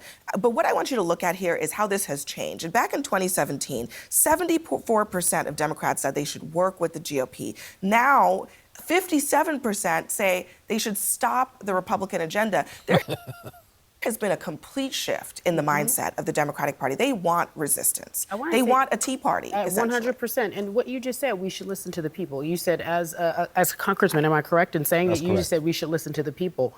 Why aren't they listening to the people? There's no leadership. There's nobody doing anything. And what we... She's stuck in the middle here. Saw, honestly, was a cave. Yet again, another example with Schumer saying, I don't want the smoke. And we're asking... Kari Champion, that's probably not a real name, broadcast journalist. I mean, they are begging. She just showed the dramatic shift. I don't understand what the problem is. Why is there... I got a phone call. Let's get back to it here. There's nobody, for lack of a better word, with some cojones to stand up and say, what are we doing? Cojones. They're talking about nuts now. Like, they're openly saying the Democrats have no nuts. Twice on this show, 2 different panels, right? 2 different days. What are we doing? Well, if you know we need it, and I'm not trying to give you the smoke, but if you know we need it. Someone's getting the smoke. Why is it not happening? Look, we need to throw a punch. That's correct. And we need to throw a punch. You got nothing. Like, you guys cannot beat Trump at this game, right? And, Trump may or may not want to be president 2028. And he may or may not be able to be based on his health and his, physical state. And there might not be in America. So, like, Trump running shit into the ground is what he does. And he's got a pathway. The people controlling Trump they want him to do this. And so that's the people who are running this thing, the shadow government. They want Trump to do this. And so he wants to do it. His people want to do it. They may or may not believe, whatever each person can answer individually. But they all they're wanting Trump to do this thing, right? And he's going to do it. And the Democrats have nothing. And half the Democratic Party just wants to let him fuck it up and then offer a solution in 2 years and then in 4 years. Like they want the power back, and that's the fastest way. They're not going to get their power back until the next midterms and then until the next presidency. So they have nothing to do other than, hand Trump enough rope to hang himself. Like they're not trying to protect America and Americans, right? American people want us to throw a punch. By the way, And we need your political punch, not yes. literal punch, because then they're going to say stuff. Now, of course. Okay, she's always a real treat. This dope from The View. I think this woman in the middle, she interviewed Dodgy, the scammer from Heartfulness. And it was clearly she was paid to do it. And she's, supposed to be a professional journalist. she's being paid by someone like Dodgy to give him street cred. And she asked him a bunch of, obviously, questions she was handed. Like it was a completely staged interview. And so, this is the level of people they have on here. Of course, the proposals that they're bringing are horrendous enough for us to do that, and we should do that. What's horrendous about the CR? It continues funding the government at Biden. Horrendous about the CR is that it is a cut. No. Yes, it is. No. If you do not consider the cost of doing business, if you do not consider that the cost of living, for example, has gone up, this is the Republican guy. Everything has gone up. Now you're changing. It's not a cut. You're being It's a dishonest. cut. It's not a cut. It's a cut. It's continuing A cut is a funding the cut is government a at the cut. same levels. It's not a cut. You voted to shut down the government. You voted to lay off every veteran in the federal government. You're making a passionate plea for why Democrats didn't shut down the government. And now Chuck Schumer can't even have a book tour because Democrats are so enraged that the government was. And I'm just confused because last week I was told that people going and expressing their First Amendment rights was part of their democratic and civic duty. And now Chuck Schumer can't even have a book party with Democrats over it. I'm trying to decide. Scott, what's I actually right. think that Democrats are in agreement with you in the sense that they probably think Chuck Schumer should, Yes, to exactly. Gary's point, take the smoke. 2 weeks ago, he was attacking Show up and take the. He should show up and take the L. Is what I'm saying. No one's saying he can't have it, Scott. He can do whatever he chose to. But once again, another example of him deciding to hide. What do you mean? His book's going to not do well? That's a real tragedy. I'm sure it's a fucking work of art, right? I would love for him to go on the book tour so that he can answer the questions of the American people. Security Yeah, take that, frickin' Chuck Schumer. risk. Perhaps may be true, according to what Abby has said and what his office is saying. Who would be the security risk, though? I don't know. Who All would I'm be the saying- security Wait a minute. risk? The book is about. Who is the risk? Scott, Can we just admit who the risk is? The book left, is about right? anti-Semitism, right? Oh, boom. It's a real tragedy that, we don't have enough books about anti-Semitism out there. Chuck Schumer, I mean, we need his voice. So I guess somebody that might be anti-Semitic might target the left. Chuck Schumer tomorrow. Yes. He's They're not anti-Semitic. Most of them are pro-Palestinian people, or they're against genocide. They're not anti-Semitic. to be on The View. I think that It's like she agreed with that. Listen, the book is about watch this part here. What his office is saying. Who would be the security risk, though? I don't know. Who All would I'm be the saying- security Wait a minute. risk? The book is about. Who is the risk? Scott, Can we just admit who the risk is? The book is about anti-Semitism, right? So I guess somebody that might be She's going to agree with him. anti-Semitic might target the left. Chuck Schumer tomorrow. Yes. He's supposed to be. Someone said yes. The left, yes, that the left is anti-Semitic, right? And when did that happen? Like the left is supposed to be, a big tent and loves everybody and about diversity, and so the right was anti-Semitic, like Nazis and these hate groups that hate lots of different people, including Jews, are always been on the right. Like when did that happen? Look how fucked America is right now. Like the haters are now switching sides. The haters are switching sides now. And so now everyone thinks the extreme left is the anti-Semitic people. the people who hate Jews, because they are many of them just don't want to see a genocide happen in Palestine. Like, this is how fucked our country is right now, how upside down it is. Be on The View. I think that hasn't changed. He'll be on the hot seat there. I also. He's going to be on the hot seat in The View. Those View ladies are going to give it to Chuck Schumer, the nutless bastard who stopped the government from shutting down that fuck. He should go on this book tour, because if we are talking about Republicans who don't have the cojones, to quote you. Boom. They just like, and all of these people are supposed to be liberal feminists, but when it comes to this type of rhetoric, you don't have any nuts, right? Like, they're all supposed to be pushing women and women's empowerment. Just a side note, I was eating breakfast today. I was watching ESPN, and they were showing maybe men's college basketball first, and then I didn't have access to the remote. I'm just eating. It was like too far away for me to grab it, or it fell on the floor or something, and it's bled into women's basketball. And I believe women should play sports just like men. It's being outside and being athletic. I'm totally supportive of everybody playing sports. My family used to play sports. My sister was a really good athlete. She continued to do athletics. She majored in physical education, wanted to be a gym teacher. My daughters played, we used to play sports as a family. Totally supportive of it. But this idea that somehow women's sports is as good as men's sport is just wrong. Like, it's just not there. And so it bled into the women's basketball, and I think it's the first round. And I think they only have 32 teams, right? So March Madness for men is 64 teams. So they have twice as many teams. And the number one seeds were UConn and USC. I think they were both number one seeds. UConn won by 70 fucking points. I think USC won by 50 or 60. At least 50. And so, holy shit, that's the level of competition out of 32 teams. The number one seeds are the worst teams that are playing here. I guess that would be the 8th seed or whatever it is. They have 1 through 8 seeds. Men have 1 through 16, right? And so the 8 seeded teams are getting beat by fucking 70 points, right? And so, but they were talking about no nuts here. She's big into no nuts here.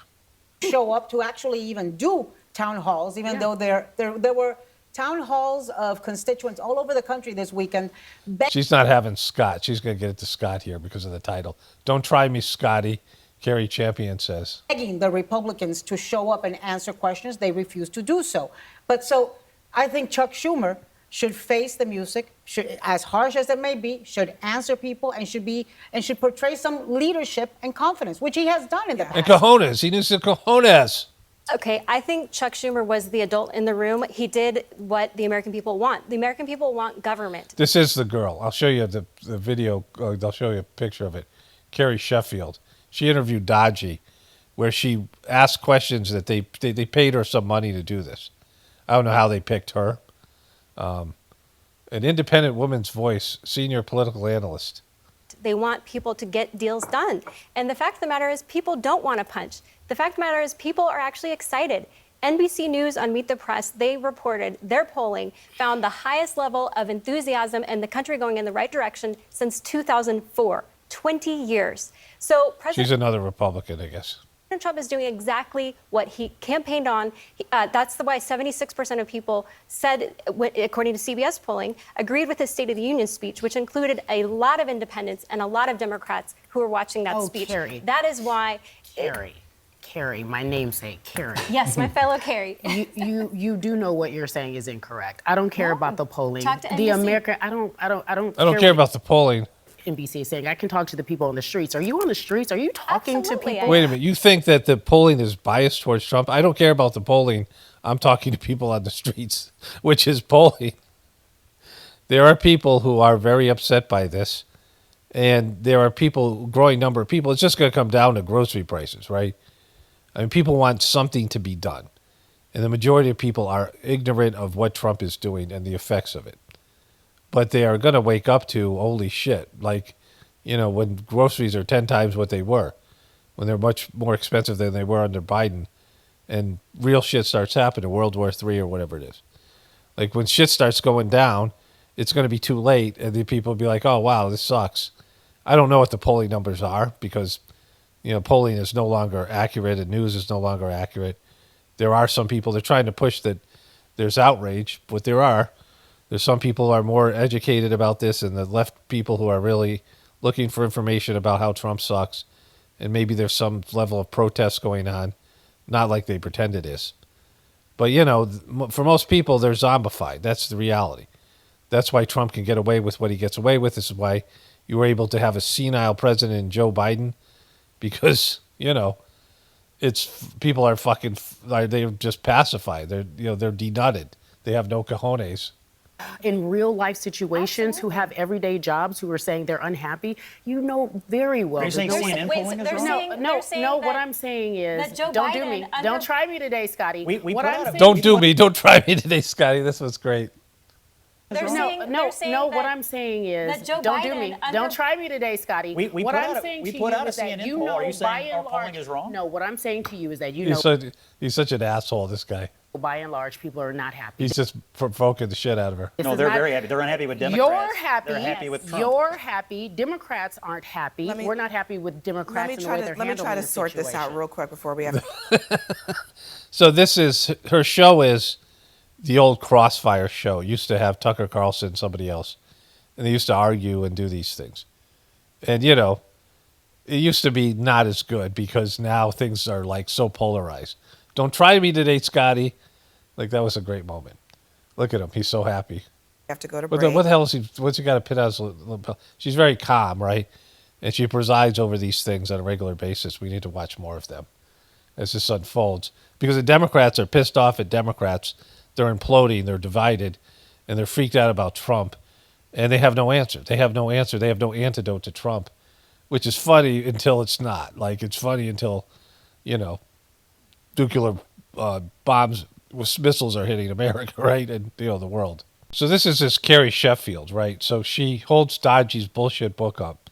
So those of you guys don't know, there used to be incredible, groundbreaking, just phenomenal spiritual literature available from the other masters of the system. Things that are, that have never been released before, like have not been made public. Like maybe some of these things are new discoveries in the spiritual world. And he wrote this book called Spiritual Anatomy, which he had he had a team of 20 or so editors, copywriters, that were, one guy got up at a gathering and was talking about how he left a bunch of notes and a bunch of things that had to do with his, his diary writings and things. And they put together a book out of it. It was an absolute mess. And he called it Spiritual Anatomy. It was, was a name that already existed. Somebody else wrote a similar book by that same name. And there's a Brighter Mind scam, which is the midbrain activation scam that a kid that my kids used to hang out with duped him into believing was real. And by the time he realized he was being faked, he already had franchised it. And it's where they do these rub your belly and pat the top of your head. And in kids under the age of 15, it's supposed to make you be able to smell colors. Well, not just smell colors, but, hear colors and feel colors. Like they do this with Rubik's Cubes, which have all these little colors, and they're able to solve Rubik's Cubes because they're looking through the blindfold. And some American doctor called me up who was doing this. He's a practitioner of the system. We never met. I was friends with his wife on Facebook, but I never met her either. And he contacts me and he calls me up, and he said that he was supposed to test this thing for Dodgy, and he tested the kids and he used eye patches instead of blindfolds, and other kids could do it because it was a scam, and they all turned on him. He said that he was like, "What am I, in a cult?" And so this is, this Carrie, whatever her name is, Carrie Sheffield. She's supposed to be like a journalist. She gets paid money here to ask this guy questions, and he's a cult leader, and then she's on CNN, right? And so it's kind of hilarious. So I just went outside with my dogs, And luckily they had something to bark at, so Buddy ran out because Buddy doesn't like the rain. But I woke up today and said it was 40 degrees, but it felt like 26, and I went for a walk early. And it was definitely shitty weather. Consider it was like 70 like a week and a half ago. And then it's raining now, but it's good because we put blueberry plants in, so not having to water them is good. But anyways, now it's time to break the glass. I guess we already saw this part with Chuck Schumer here. Is it? Is this Chuck Schumer one? Yeah. So we covered some of this. I want to watch more of this one. As we heard last night, there's a sense among Democrats, one that is not totally wrong and sort of based in some of the data, that democracy itself, right, preserving the constitutional order, is just not a particularly salient political issue, particularly for people that are not super paying attention. Because people just care about their shit. Americans don't want to fight for democracy here and abroad. Like, those patriotic frickin' right-wing bullshit days are over. I grew up with that shit, right? Well, we're here for democracy. There's no democracy, and we're not here to make sure the world has democracy. There's none of that shit, right? Like, that was what the Vietnam War was all about, all that stuff.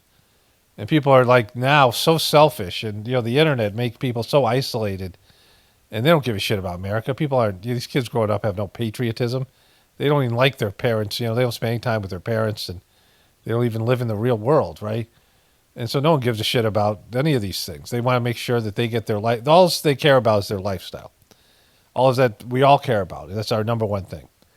The things that, you might care about some of these other things, but once you lose something, like if you go to the grocery store and there's no food, and there's no stores open, and you can't spend money anymore, like, you're not going to give a shit about anything else, principles, any of that shit. If you're starving, as soon as these kids, the internet gets shut off, or there's no electricity. Imagine if all the electricity just went off and never came back on.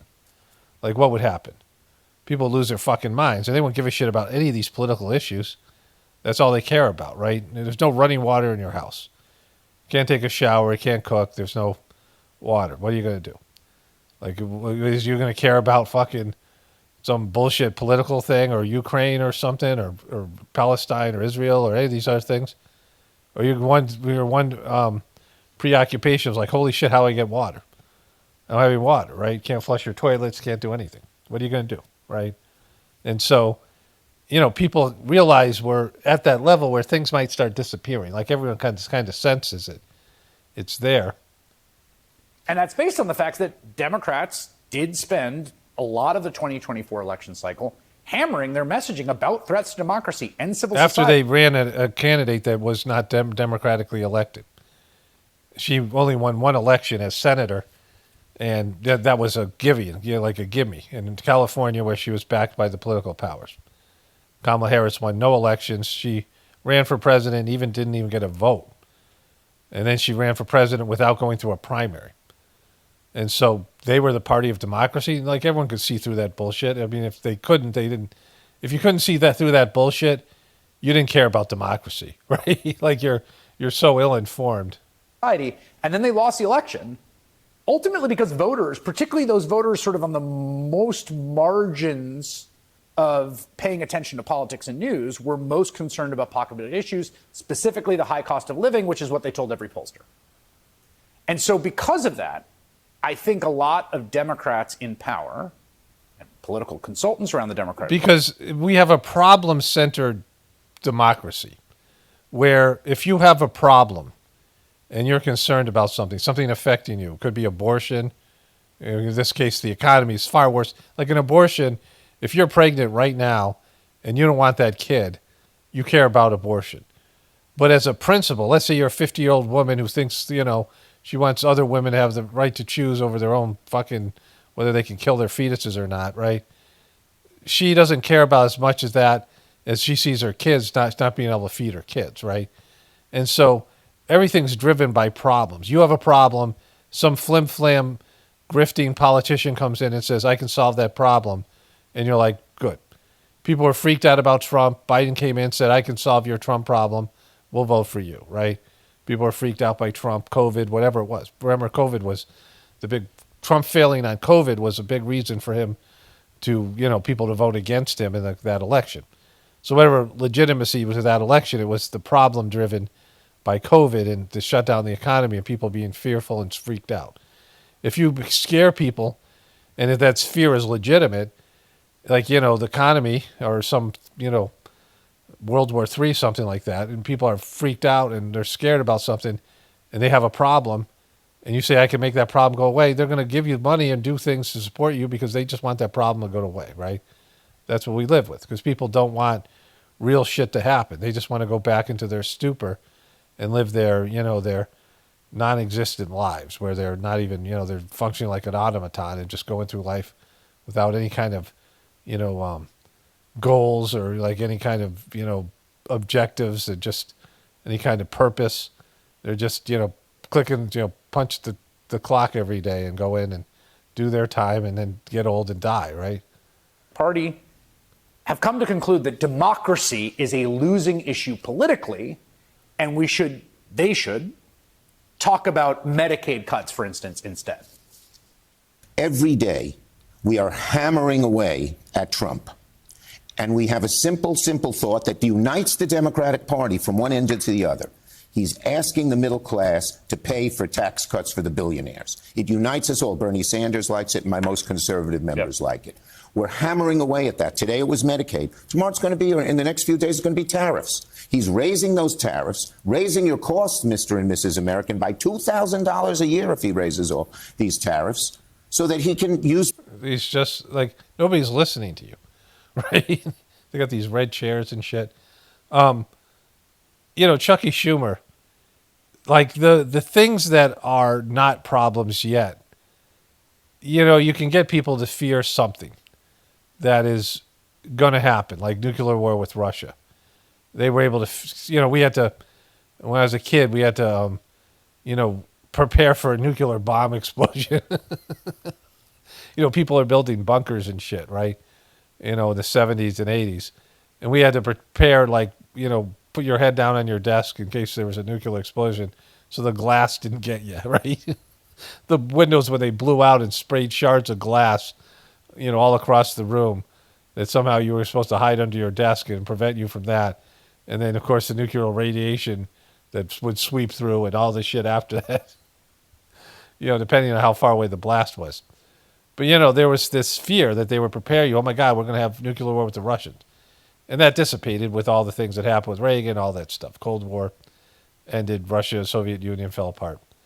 But, you can scare people about things. But when things are real, when they have real fucking problems right now, and as soon as the billionaires take, a huge amount of American wealth and, Americans are suffering, when this thing goes down, when America's economy finally craters, then they'll be pissed off. But like until then, and if there's things leading up to it, sure, like higher prices, people are freaked out that Trump hasn't dropped the prices yet, but they're not seeing significant increases. And so they're not yet freaked out because they have a limited view of what real problems are. They're not looking about potential problems. They're not researched or well thought out. And so hammering these issues away, maybe the Democrats agree with you, but the independents and Republicans aren't listening to you unless there's a real crisis. And until there's a real Trump crisis, they don't care about it. And Trump is, entertaining, and he seems like he's doing shit. And for most people, they're like, well, we'll see if it works, and then we'll get upset. Use that money for tax cuts for the billionaires. He's cutting your education funds, and so your kids don't get a great education, and your school taxes will go up for that. Now, don't get me wrong. I think that's good and clear messaging, and we do a lot of coverage of the economic dynamics and destruction of Trump. Yeah, you do. Trump here. I understand the instinct to stick to kitchen table issues. Saturday Night Live said he pretended he was Rachel Maddow when they did up this, MSNBC. So they're saying this guy's a lesbian, but it's the glasses are not helping him out, right? I don't think it's necessarily the wrong lesson to have learned from the election. I mean, MSNBC and Saturday Night Live are owned by the same people. But again, the terrain has shifted too much since November of 2024. And I do fear Democrats are kind of caught fighting the last war. All of those things you enumerated, which all sound like good politics to me, are the kinds of things that you'd be doing if Mitt Romney were president. That, like, there's this weird asymmetry right now, which is that they are acting in this totally new way, in which they are ambitiously trying to seize all power and create a presidential dictatorship in the United States of America. And the Democratic opposition is acting like, well, if we can get their approval rate down a few points, then what? What happens? Well, he gets it. Chucky Schumer's going to try to shut him down here. What happens is, look, first, we get it way down. He's going to have much less. This worked in 2017. We say now it's a different government. It's different, though. Oh, it is different. My God. But health care, we beat him. Taxes, we beat him. And guess what we did? Guess what we did, Chris? We took back the House and won in the Senate, and then we were allowed to do all those good things. Yeah, all those good things that led to a Trump presidency. Right? Senator Schumer understands political strategy, and he's right about that history. And he's right that type of resistance did work 8 years ago. And in many ways, that first Trump administration just politically was a failure. I mean, it got a huge tax cut to billionaires. Surprise, surprise, and corporations. Billionaires. But again, when you are paying as close attention as we are here on this program, here at the network, and I think a lot of you watching at home, it just does seem that now is the time to break glass, right? That it's not the time for politics as usual. I mean, first of all, Trump is already underwater for the first time in his career on the question of the economy, which is interesting and I think welcome news both for Democrats and those opposed to what he's doing. I mean, the stock market imploded and all these things happened. But again, when you don't feel things, like I talk about this personally, there are things that were done positively and negatively by Trump and Biden that affected me positively and negatively directly. Where I saw, like the abortion thing, that doesn't affect me at all. Zero effect to that. Like there's things that have zero effect on me personally. COVID affected me personally. The censorship that Biden did affected me personally, right? Like, in terms of what I do here on YouTube, like these things. Grocery prices affect me personally.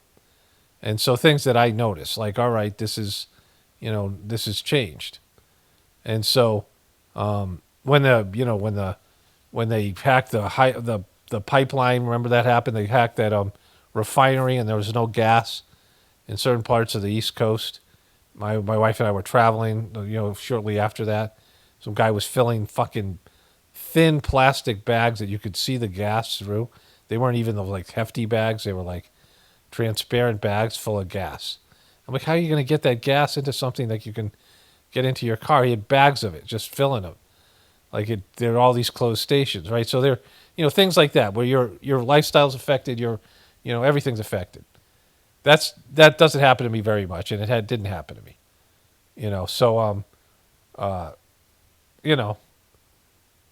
but there are some things that affect me and affect you, and those are the things. Like, when those things happen, that's when people are going to turn on Trump, and maybe not even as hardcore supporters. They can take a little bit of this is just a growing pains.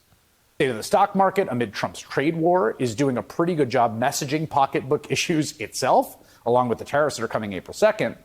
But more importantly, I would say you don't have to choose. I strongly believe this. It's all one thing. It's all one thing. It's all one thing. It's the one thing. See, what I'm trying to get at here is that everyone's kind of realizing we're fucked, right? And it's fun to watch. And see, the reason why other truthers didn't call bullshit on Trump's assassination, fake assassination, Ketchupgate, is because they'd have to admit we're fucked. Like, to themselves. Like, there's no solution. Like, if Trump's faking that shit, he's just another one of the fucking people. He's going to come in, and he's probably going to be worse. Because if he's not great, if he isn't the savior that people think he is, he's much worse. Because he's just fucking moron and idiot, WWE-style con man with no real, limits on his. I mean, he hasn't grown up in, these guys who grew up in mainstream politics, Washington, D.C. people, who have been groomed as part of the system. They know that there are rules and things you're not supposed to cross, lines you're supposed to not cross, and these things. Trump doesn't know any of that shit. He's never become a DC insider. He's a grifter looking to grift DC now. To run his game on DC and run his game on the American people the way he ran it in New York City and his businesses. You know, real estate grifter, right? Like he doesn't build anything like substantial, like that's profitable. You know, he's a money launderer and you know, somebody who's a confidence man. He's not somebody who produces like real things. You know, he gets like Trump water, Trump steaks, or these things. He tries to, you know, make a quick buck on something, right? Using his brand name and this other shit. And so if he's not the savior, then he's way worse, which I've been saying for a while. And, you know, that the system can't be saved then. Like, if there's not going to be saved by Joe Biden, certainly not going to be saved by Kamala Harris, it's not going to be saved by the Democratic Party or the Republican Party. You have this one guy who was different. And the truthers wouldn't admit that his thing was fake because then they have to admit they're fucked. I've always been ahead of the game here. Like, I've always been years ahead, and partly because of my spiritual teachings, I knew the system was fucked. Because it was said so in the Sajmark literature that the part of the divine plan was that the world of the future was going to be built on the bones and ashes of this world. And whatever that fucking means, which it doesn't sound great, right? Skullduggery. Somebody said skullduggery in a comment. I forgot how much I love that word. You know, there's going to be skullduggery, right? You know, where you had those tanks rolling over human skulls in the Terminator movies. You know, there's going to have to be mass die-off, and people are going to have to regret and want to redeem themselves from what they did before. If people changing is paramount, it's the big thing, right? It's the most important thing, is that people change, right? Like, that's what we have to have. People have to get better.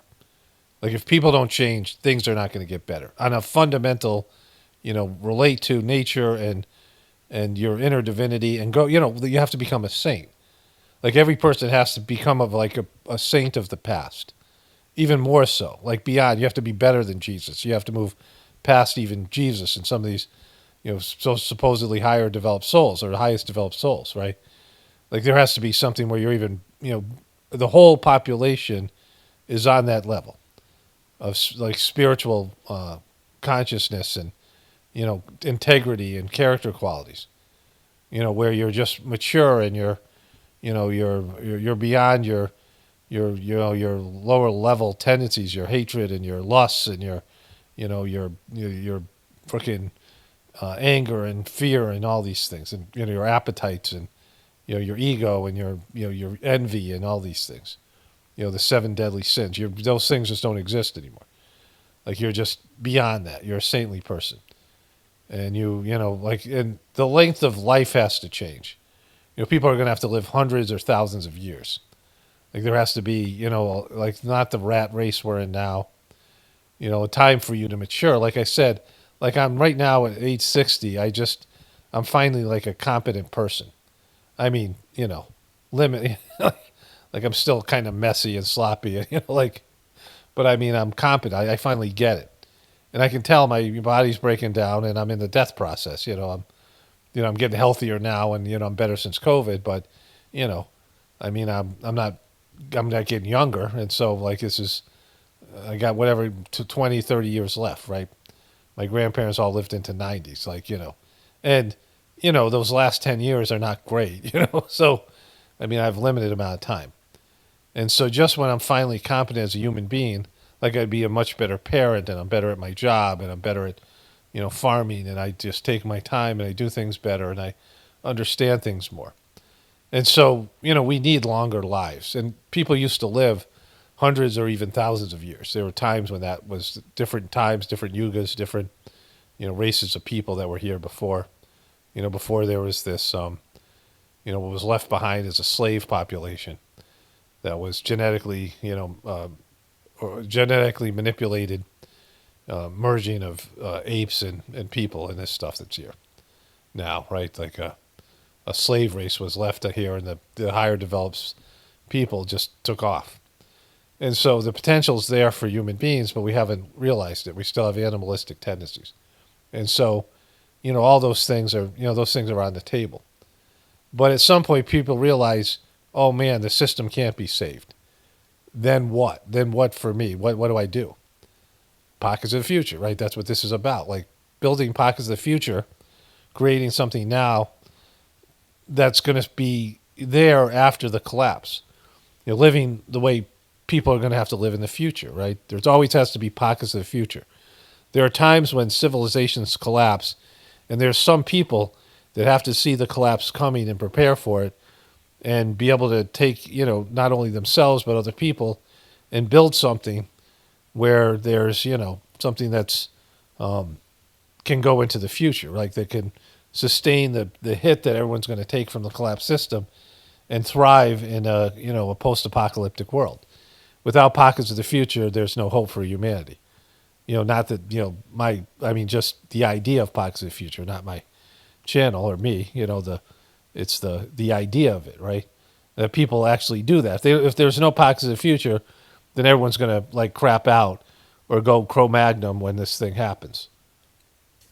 The threat to democracy has become so much more tangible than it was when folks went to the ballot 4 months ago, in part because this entire Mad King Act is wreaking havoc in every direction. Yeah, it is. And with that in mind, a lot of Leader Schumer's Democratic colleagues believe it's time to basically fight back harder, as Senator Chris Murphy of Connecticut has been out there saying. This moment requires us to break norms. This moment requires us to take risks. And I get it. A lot of my colleagues said shutting down the government, being in a government shutdown, that's a risk. That hands power to Donald Trump and Elon Musk. But how on earth are we going to ask the American people to take risks for us, right? When there's a 5-alarm constitutional fire and we need them to be out on the streets, not with hundreds, not with thousands or tens of thousands of people, but with hundreds of thousands of people, if we're not willing to show courage and take... So that those protests aren't going to do shit. Protests don't work. You have nothing. You have nothing. You have nothing to do here. Trump is going to wreck this fucking country because the powers that be are wanting him to wreck it, and because God wants him to wreck it, right? Because it has to be wrecked. This abomination needs to end. And so Trump, whatever damage he does, however long it takes, America is no longer going to be the number one country. Trump's going to run it into the ground. And it was already going that way. Like it wasn't being run under the ground under the Bushes or Clinton or, all the way back. Like this is Nixon and, our JFK and the rest of them. Like it's just, we've gone in the wrong direction for years. There was a time where there was an American boom, and there was America reached its peak economically, socially. America was at its best, and that was sometime in my, either before I was born or probably maybe in the 90s, probably in the 90s. America peaked in the 80s and the 90s, and then, 2000s, and then it's been kind of going south ever since. And it's continuously going to do so, as is the world economy. Risks are so. He's right. Hundreds of thousands of people. That's what it's going to take. Honestly. That's what it's going to take. That's what it's going to take, Chris. 100,000 of people. Is that's if we get 100,000 of people on this? No, there's nothing to do here. There's nothing that's going to save you. You're fucked. You're all fucked, right? Not spiritually. I mean, it's actually a good thing. It's like your drug dealer's dying. That's what America collapsing is like. Your drug dealer is dead. And then you can finally live a life. You can finally be free of your addictions and live a real human life. Very few people are going to be able to make that adjustment, but there's the opportunity. And certainly spiritually, there's going to have to be this redemption where you feel so bad about what you've done, collectively, what we've done, that you pray to God to redeem yourself. You realize the consequences that we're about to face are of our own making. And the people who are, capable of doing that, and say, God, let's help us be better. Help us not do this again. We've learned our lesson. There's like a self-inflicted punishment coming, and we're like, yeah, we get it. And that's what you have to do. And if you can do it, you're great. If you can't, there'll be another life. This is, it's like a video game. You lose your life, you come back, and the people that are allowed back here, souls that are willing to create a future much different than our present, will be allowed back, right? This is what I've always said. This isn't, not every soul is going to be, 7 out of 8 souls will have no bodies to incarnate into. there'll be 8 trillion people, or 8 billion people here, and there'll only be 1 billion or less, then all those souls who die and then want to come back here won't be allowed to. And they'll be compelled to, maybe as an animal or something, there'll be some, I don't know what, like there'll be some other thing, because there won't be enough human bodies for them to inhabit. And there'll be a strict sort of, there'll be a cutting, like, some sort of an, audition. There'll be some sort of like, process on the divine level, which there always is. And only the higher developed souls will be left, because that's part of the plan.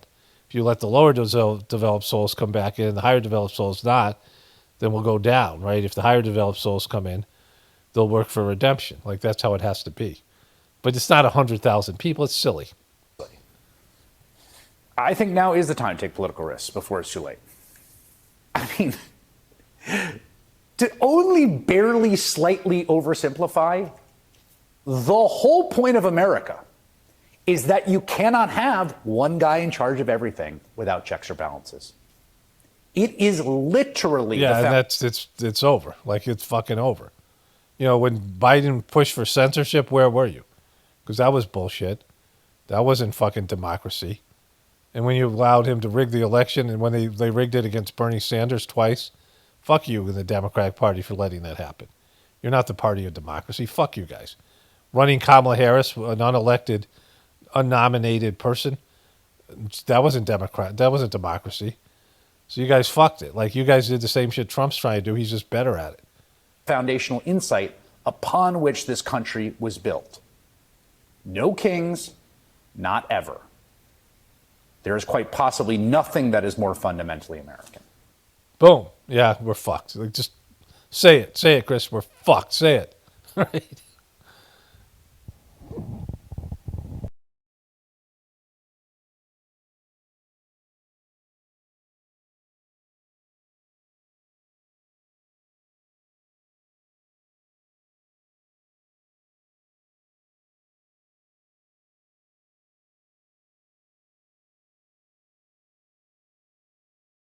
Okay, so I never get through all the video clips I'm going to put in a video. I should have mentioned here, my wife said that she gives a little bit, like a couple of drops of apple cider vinegar. Like, you can probably look this up if you have chickens. She also does that with the dogs. The kind of good apple cider vinegar that you get with the mother in it. Like Bragg's or something like that. We usually, I think we get organic stuff. The mother is this kind of, I don't know what it is. It's like, what makes vinegar. It's like sort of a slimy, it must be some apple thing. I don't know, fermented apple, whatever. These things, these little tips you can pick up, like finding videos and things of what you can do to enhance the lives of your animals, just like the healthcare system sucks for us, so it sucks for them. It's a scam, too. Veterinarian medicine's a big scam. And things are regulated for you. You think about all the shit that you get, all the side effects from pharmaceuticals and shit like that. Well, for animals, it's way worse, and their food is even worse, right? So anyways, this idea that we're fucked is something I've known for a while. And, people like, you're black-pilled or whatever. I'm like, I'm not black-pilled. I'm not any pilled. I definitely had past lives where I was a part of a system that was collapsing, because I always found humor in these things. When I worked in restaurants that were failing businesses, there's just something funny about something breaking down. I don't know why. It just makes like, it just that humorous feeling you get when you feel like when something's really funny. It makes you sort of giddy, or makes you have that that feeling of laughter, or impending laughter. That's one of the things that just cracks me up. And so the apocalypse, that's why I call it the apocalypse. But, I've been way ahead of the game here in various ways. And so, and not that this has something to do with me and, whatever. But the fact of the matter is, I've learned to accept this thing as best I can. Dealing with this, from farming to preparing to doing the spiritual stuff. And, some of it is spiritual inspiration, like channeling. Some of it is the knowledge I've gotten from the Sajmarg meditation, and then some of it's just looking at the facts that are truther, the truther stuff, and the economy, and just seeing the way that people have degraded and living so many decades, living through so many generations. I'm Generation X, I'm on the cusp of being a boomer or Generation X. I consider myself a Generation X. What I consider the MTV generation. So MTV was cable was just new. Like cable TV had just come out when I was like in high school. And the TV I grew up on was different than my siblings. My siblings my brother was in Vietnam, my next oldest sister was a hippie, and then just down all the way to my my youngest sister.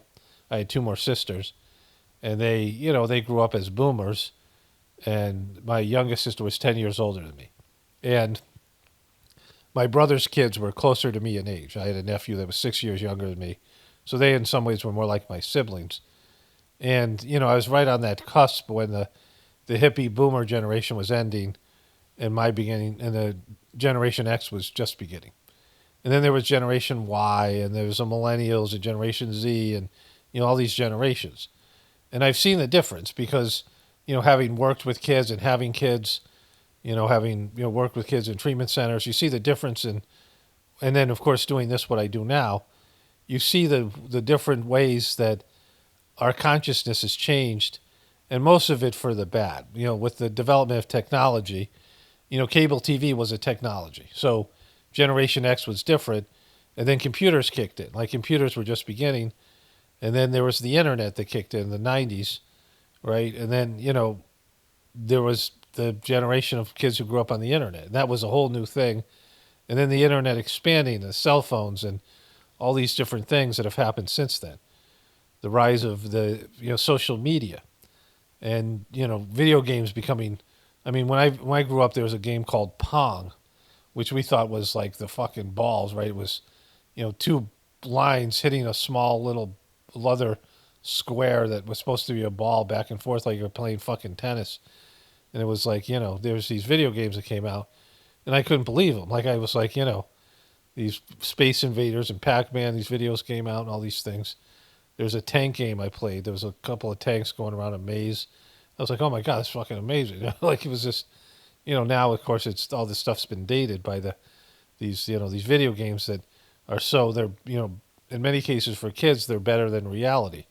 And so I saw the generations before me, and then lived through the changes of the hippie movement as a kid, and then have seen all the things that have come and gone since then. And it's all made us worse. I've seen the degradation of morality. I grew up in a religion. My mom was very religious, had these prayer meetings. And then the things that I've learned about spirituality from the Sizemore system. And there's just a degradation of humanity. We've gotten much worse, much more unnatural. We're just dumber. I mean, it's idiocracy. Those of us who are older, we've lived through it and we've seen it. And so I've had all this kind of experience, and then, my role here, whatever it is, the work I'm doing for God or whatever it is, has afforded me some level of understanding and insight. I'm not a doomsday person. Like I'm not someone, I can't wait for the doomsday, right? Like I'm not into prepping. Like I like to do it. I do it, whether I like to do it or not. It doesn't matter. I do it to some extent, but not, something where I'm obsessed with it. Like it's there, and every once in a while I go, we got to do this, we got to do that. Building something for the future that's, homesteading and, an alternative way to get everything that we have now, right? Well, different ways to have water and gather water. And I mean, water's like the big thing, and food and water and heating and things and staying cool and the rest of these things, because, these are things that are going to kill you. The temperature, I mean, there's extreme temperatures in many parts of this country where it's going to be impossible to live through a winter or live through a hot summer because of the lack of air conditioning and heating. Like most people just won't even be able to do that. Their bodies won't be able to take it, right? And I might not be able to take it. Like as you get older, it's harder. And so there's things like that, right? Living in extreme places, growing food, then there's a food issue, and then there's protecting your food. There's all these things that you have to develop.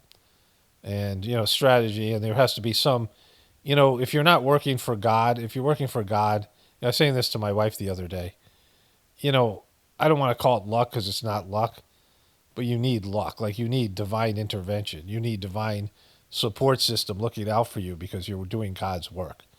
Like, people aren't going to survive without that. You're going to have a relationship with God, and you be willing to work for God in some way, because people who aren't, have no value in this, this redemption movement that has to happen. Because we fucked up the earth, we fucked up ourselves. We're really fucking horrible, right, in terms of our collective, effort to go in the wrong direction. We're weak and stupider, and we're, all the bad things were that. We're more hateful, we're more emotional, we're more entitled, we're more, sensitive. Just all the bad things. Where, even if you're a good person, you're way worse in this society, in this culture, than you would be in another culture. And so, the truthers that weren't able to at least say it's a possibility that Trump thing is fake. I mean, I can't believe that's even possible, that you could claim to do truther. And I believe, like, a lot of these truthers that are well respected and who do quality work weren't even willing to say the possibility of it was so fucking fake, right? But even if you weren't saying it was fake, saying that it might be fake, like, at least say that, like, acknowledge the possibility. And one of my viewers said they watched 60 different channels or so, and there was only 3 of us, and the other 2 were just like maybes. I was the only person to say, oh, this is so fucking fake. And, if it was anybody else, they would have all said it. If it was Joe Biden, they would have all said it was fake. Like, that's how stupid they were about Trump. Even many of them knew Trump sucked or was questioning Trump, and they still couldn't do it, right? And so, at some point, you have to realize when people are sort of ahead of the game. And there's a message here. And then the other things that they're saying about whatever you might be doing, especially for me, the one message that I have that, not religion, because religion sucks and religion has been fucking people over for years. Connecting to the divinity within you is the thing. It is the goal, whether things are shitty or not, whether it's collapsing or not, but certainly in the collapse, it's part of it. Like, you shouldn't need motivation, like, what's in it for me to connect to God inside of me? Like, I shouldn't have to sell it, oh, you'll sleep better. Oh, you'll feel better. I shouldn't have to sell that shit, right? Like, not that I can or am, but it's not like I should have to make a case for connecting to the divinity within you. That's how fucked we are, right? Because, if I didn't stumble into it, I would never know. It wasn't like I was some fucking rocket scientist that just, figured it out and went for it. I just, I was basically plucked out of my, my incompetent existence. I was a chronic underachiever. I had no purpose, no goal. Like, I had some abilities, but just lost in the world. And I stumbled into Sajmarg meditation. Like, it was, pure blessing and luck. Nothing I deserved or earned. And, I had such a vivid, powerful experience in my first meditations that I was convinced forever this was the thing. And so that's all like fucking, I was, whatever I did in the past to possibly deserve that, or whatever, my abilities here, I guess have benefited the system in some way. And so, maybe that was part of it, like what I was going to do in the future. But I certainly didn't deserve it. And I'm not going to claim like I was some, go get, great person, because I wasn't. I was like failing at every possible level. I was underachieving, and I could barely, I was just underachieving. I was like a fucking loser, and not, there's nothing that I can say, other than I did reject things and understand things even when I was in that state. And of course I was in a Rahu period in terms of the Vedic astrology. So there's that, like, as an excuse, I guess. But, I wasn't anything great. And I lucked into this thing, or was chosen for it or whatever. And then, I've provided this service since then, as I've understood, I was made into something through painstaking spiritual experiences and cleaning that were, not great to go through, but you have to go through them.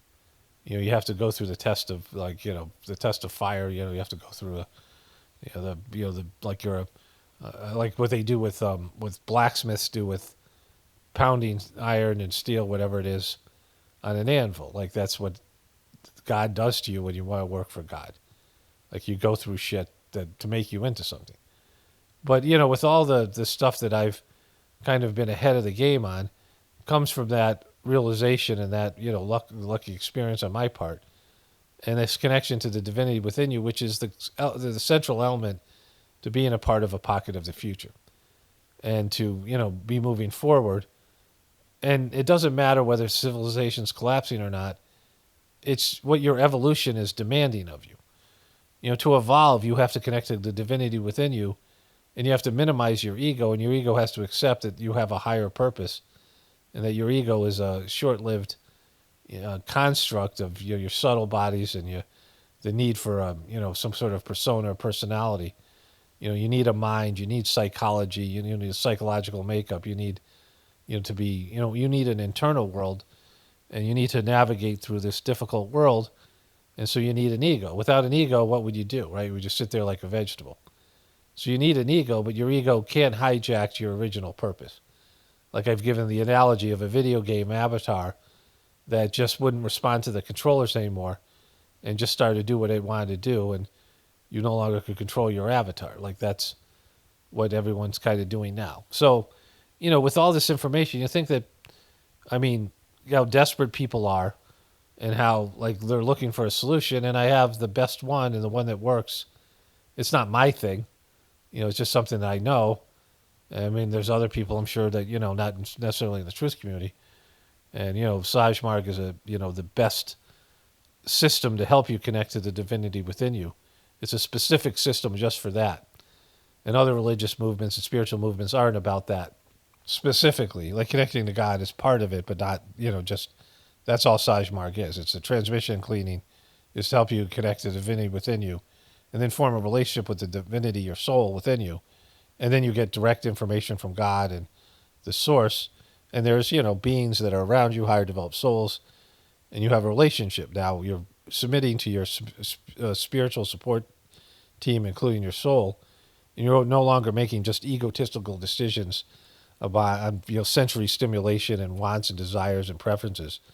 In fact, that takes a huge, you're almost getting rid of that entirely.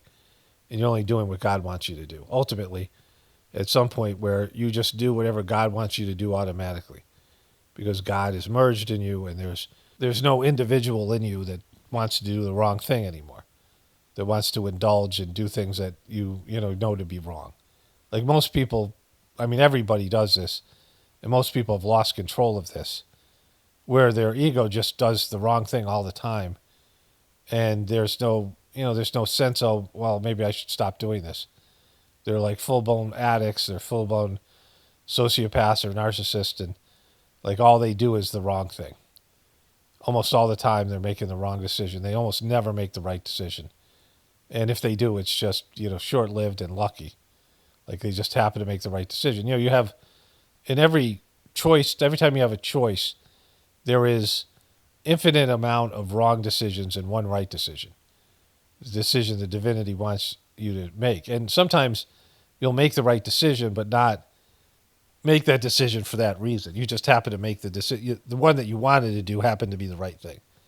Not that you're, sacrificing something or you're willing to, put your ego aside. You happen to do what, you happen to fall in that right decision. And really the right decision always has to involve submitting to the divinity within you and knowing what you're supposed to do and doing it and ignoring all the other, like, oh, I wish I had done this, or it would have been better if I did that. You just accept the consequences for it, and you did the right thing, and you're just going to live with the decision, regardless of how it affects you on a material level. Because you see in the past that there have been saints who made the right decision and worked for God, and they were treated horribly, crucified and tortured and things. And so, sometimes there's consequences for being, what you're supposed to become. Like you are, in some cultures and some places and, maybe in the future, hopefully that'll disappear once everything starts unfolding. And as the souls diminish, the negative souls diminish, and, the divinity starts to overtake and sweep through the world again. But sometimes when you are becoming what you're supposed to become, the powers that be torture and kill you. Like that's just how shitty people are. That, you become a saint and you're becoming a spiritual person. But, the thing is, like, there's things that I've said here that are different than other truthers. And I can say those things because I've accepted the system has to end. Not that I wanted to on an egotistical level or as a, just to survive. I'm not resisting it. Like I just, it's just something that I've accepted and will work to be grateful for as it unfolds and happens.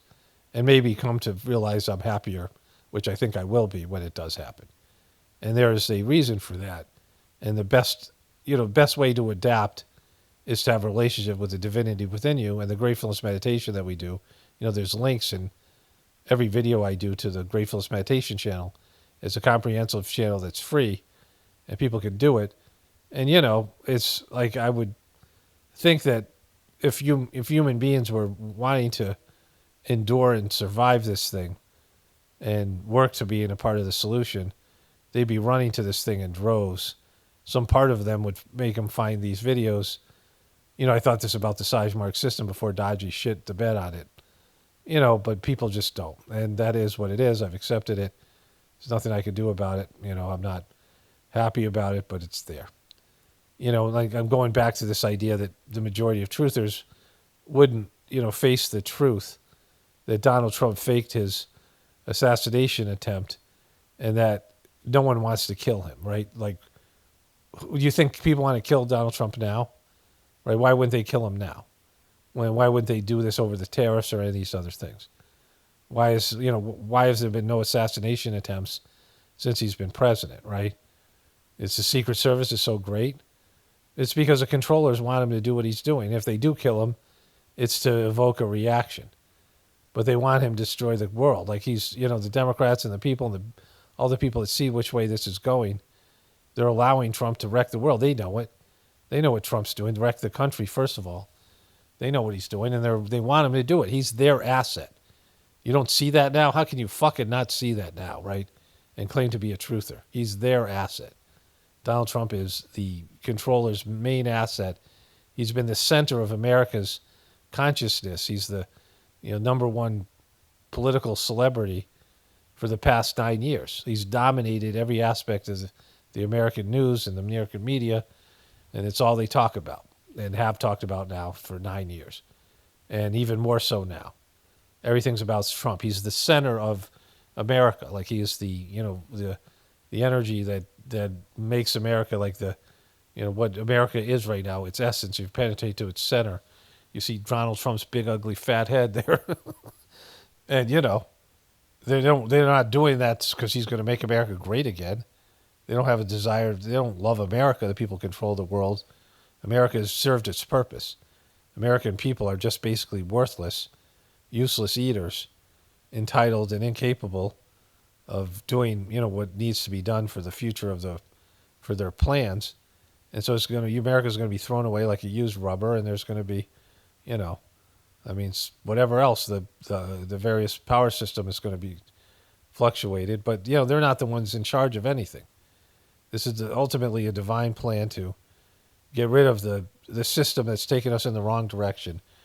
And then, in a post-apocalyptic, harsh world, people who survive it will become pockets of the future, these pockets of the future that exist now, to endure what's going to happen next, and then redeem humanity and become better.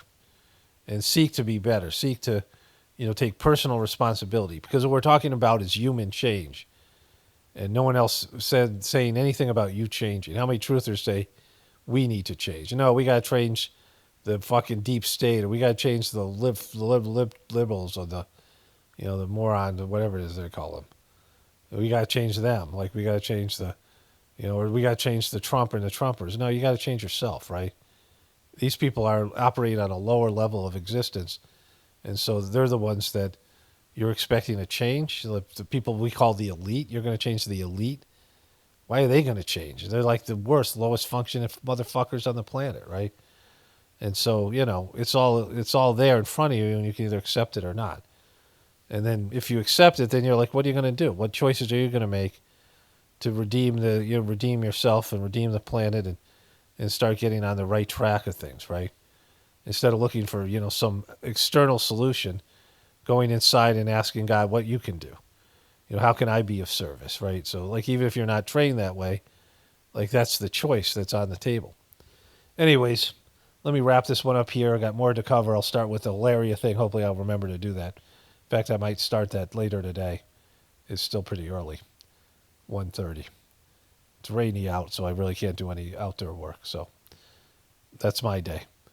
Only spirituality will save this world. It's Paul Romano, definitely pointing from the apocalypse and the ascension. Everyone have a blessed day and be grateful.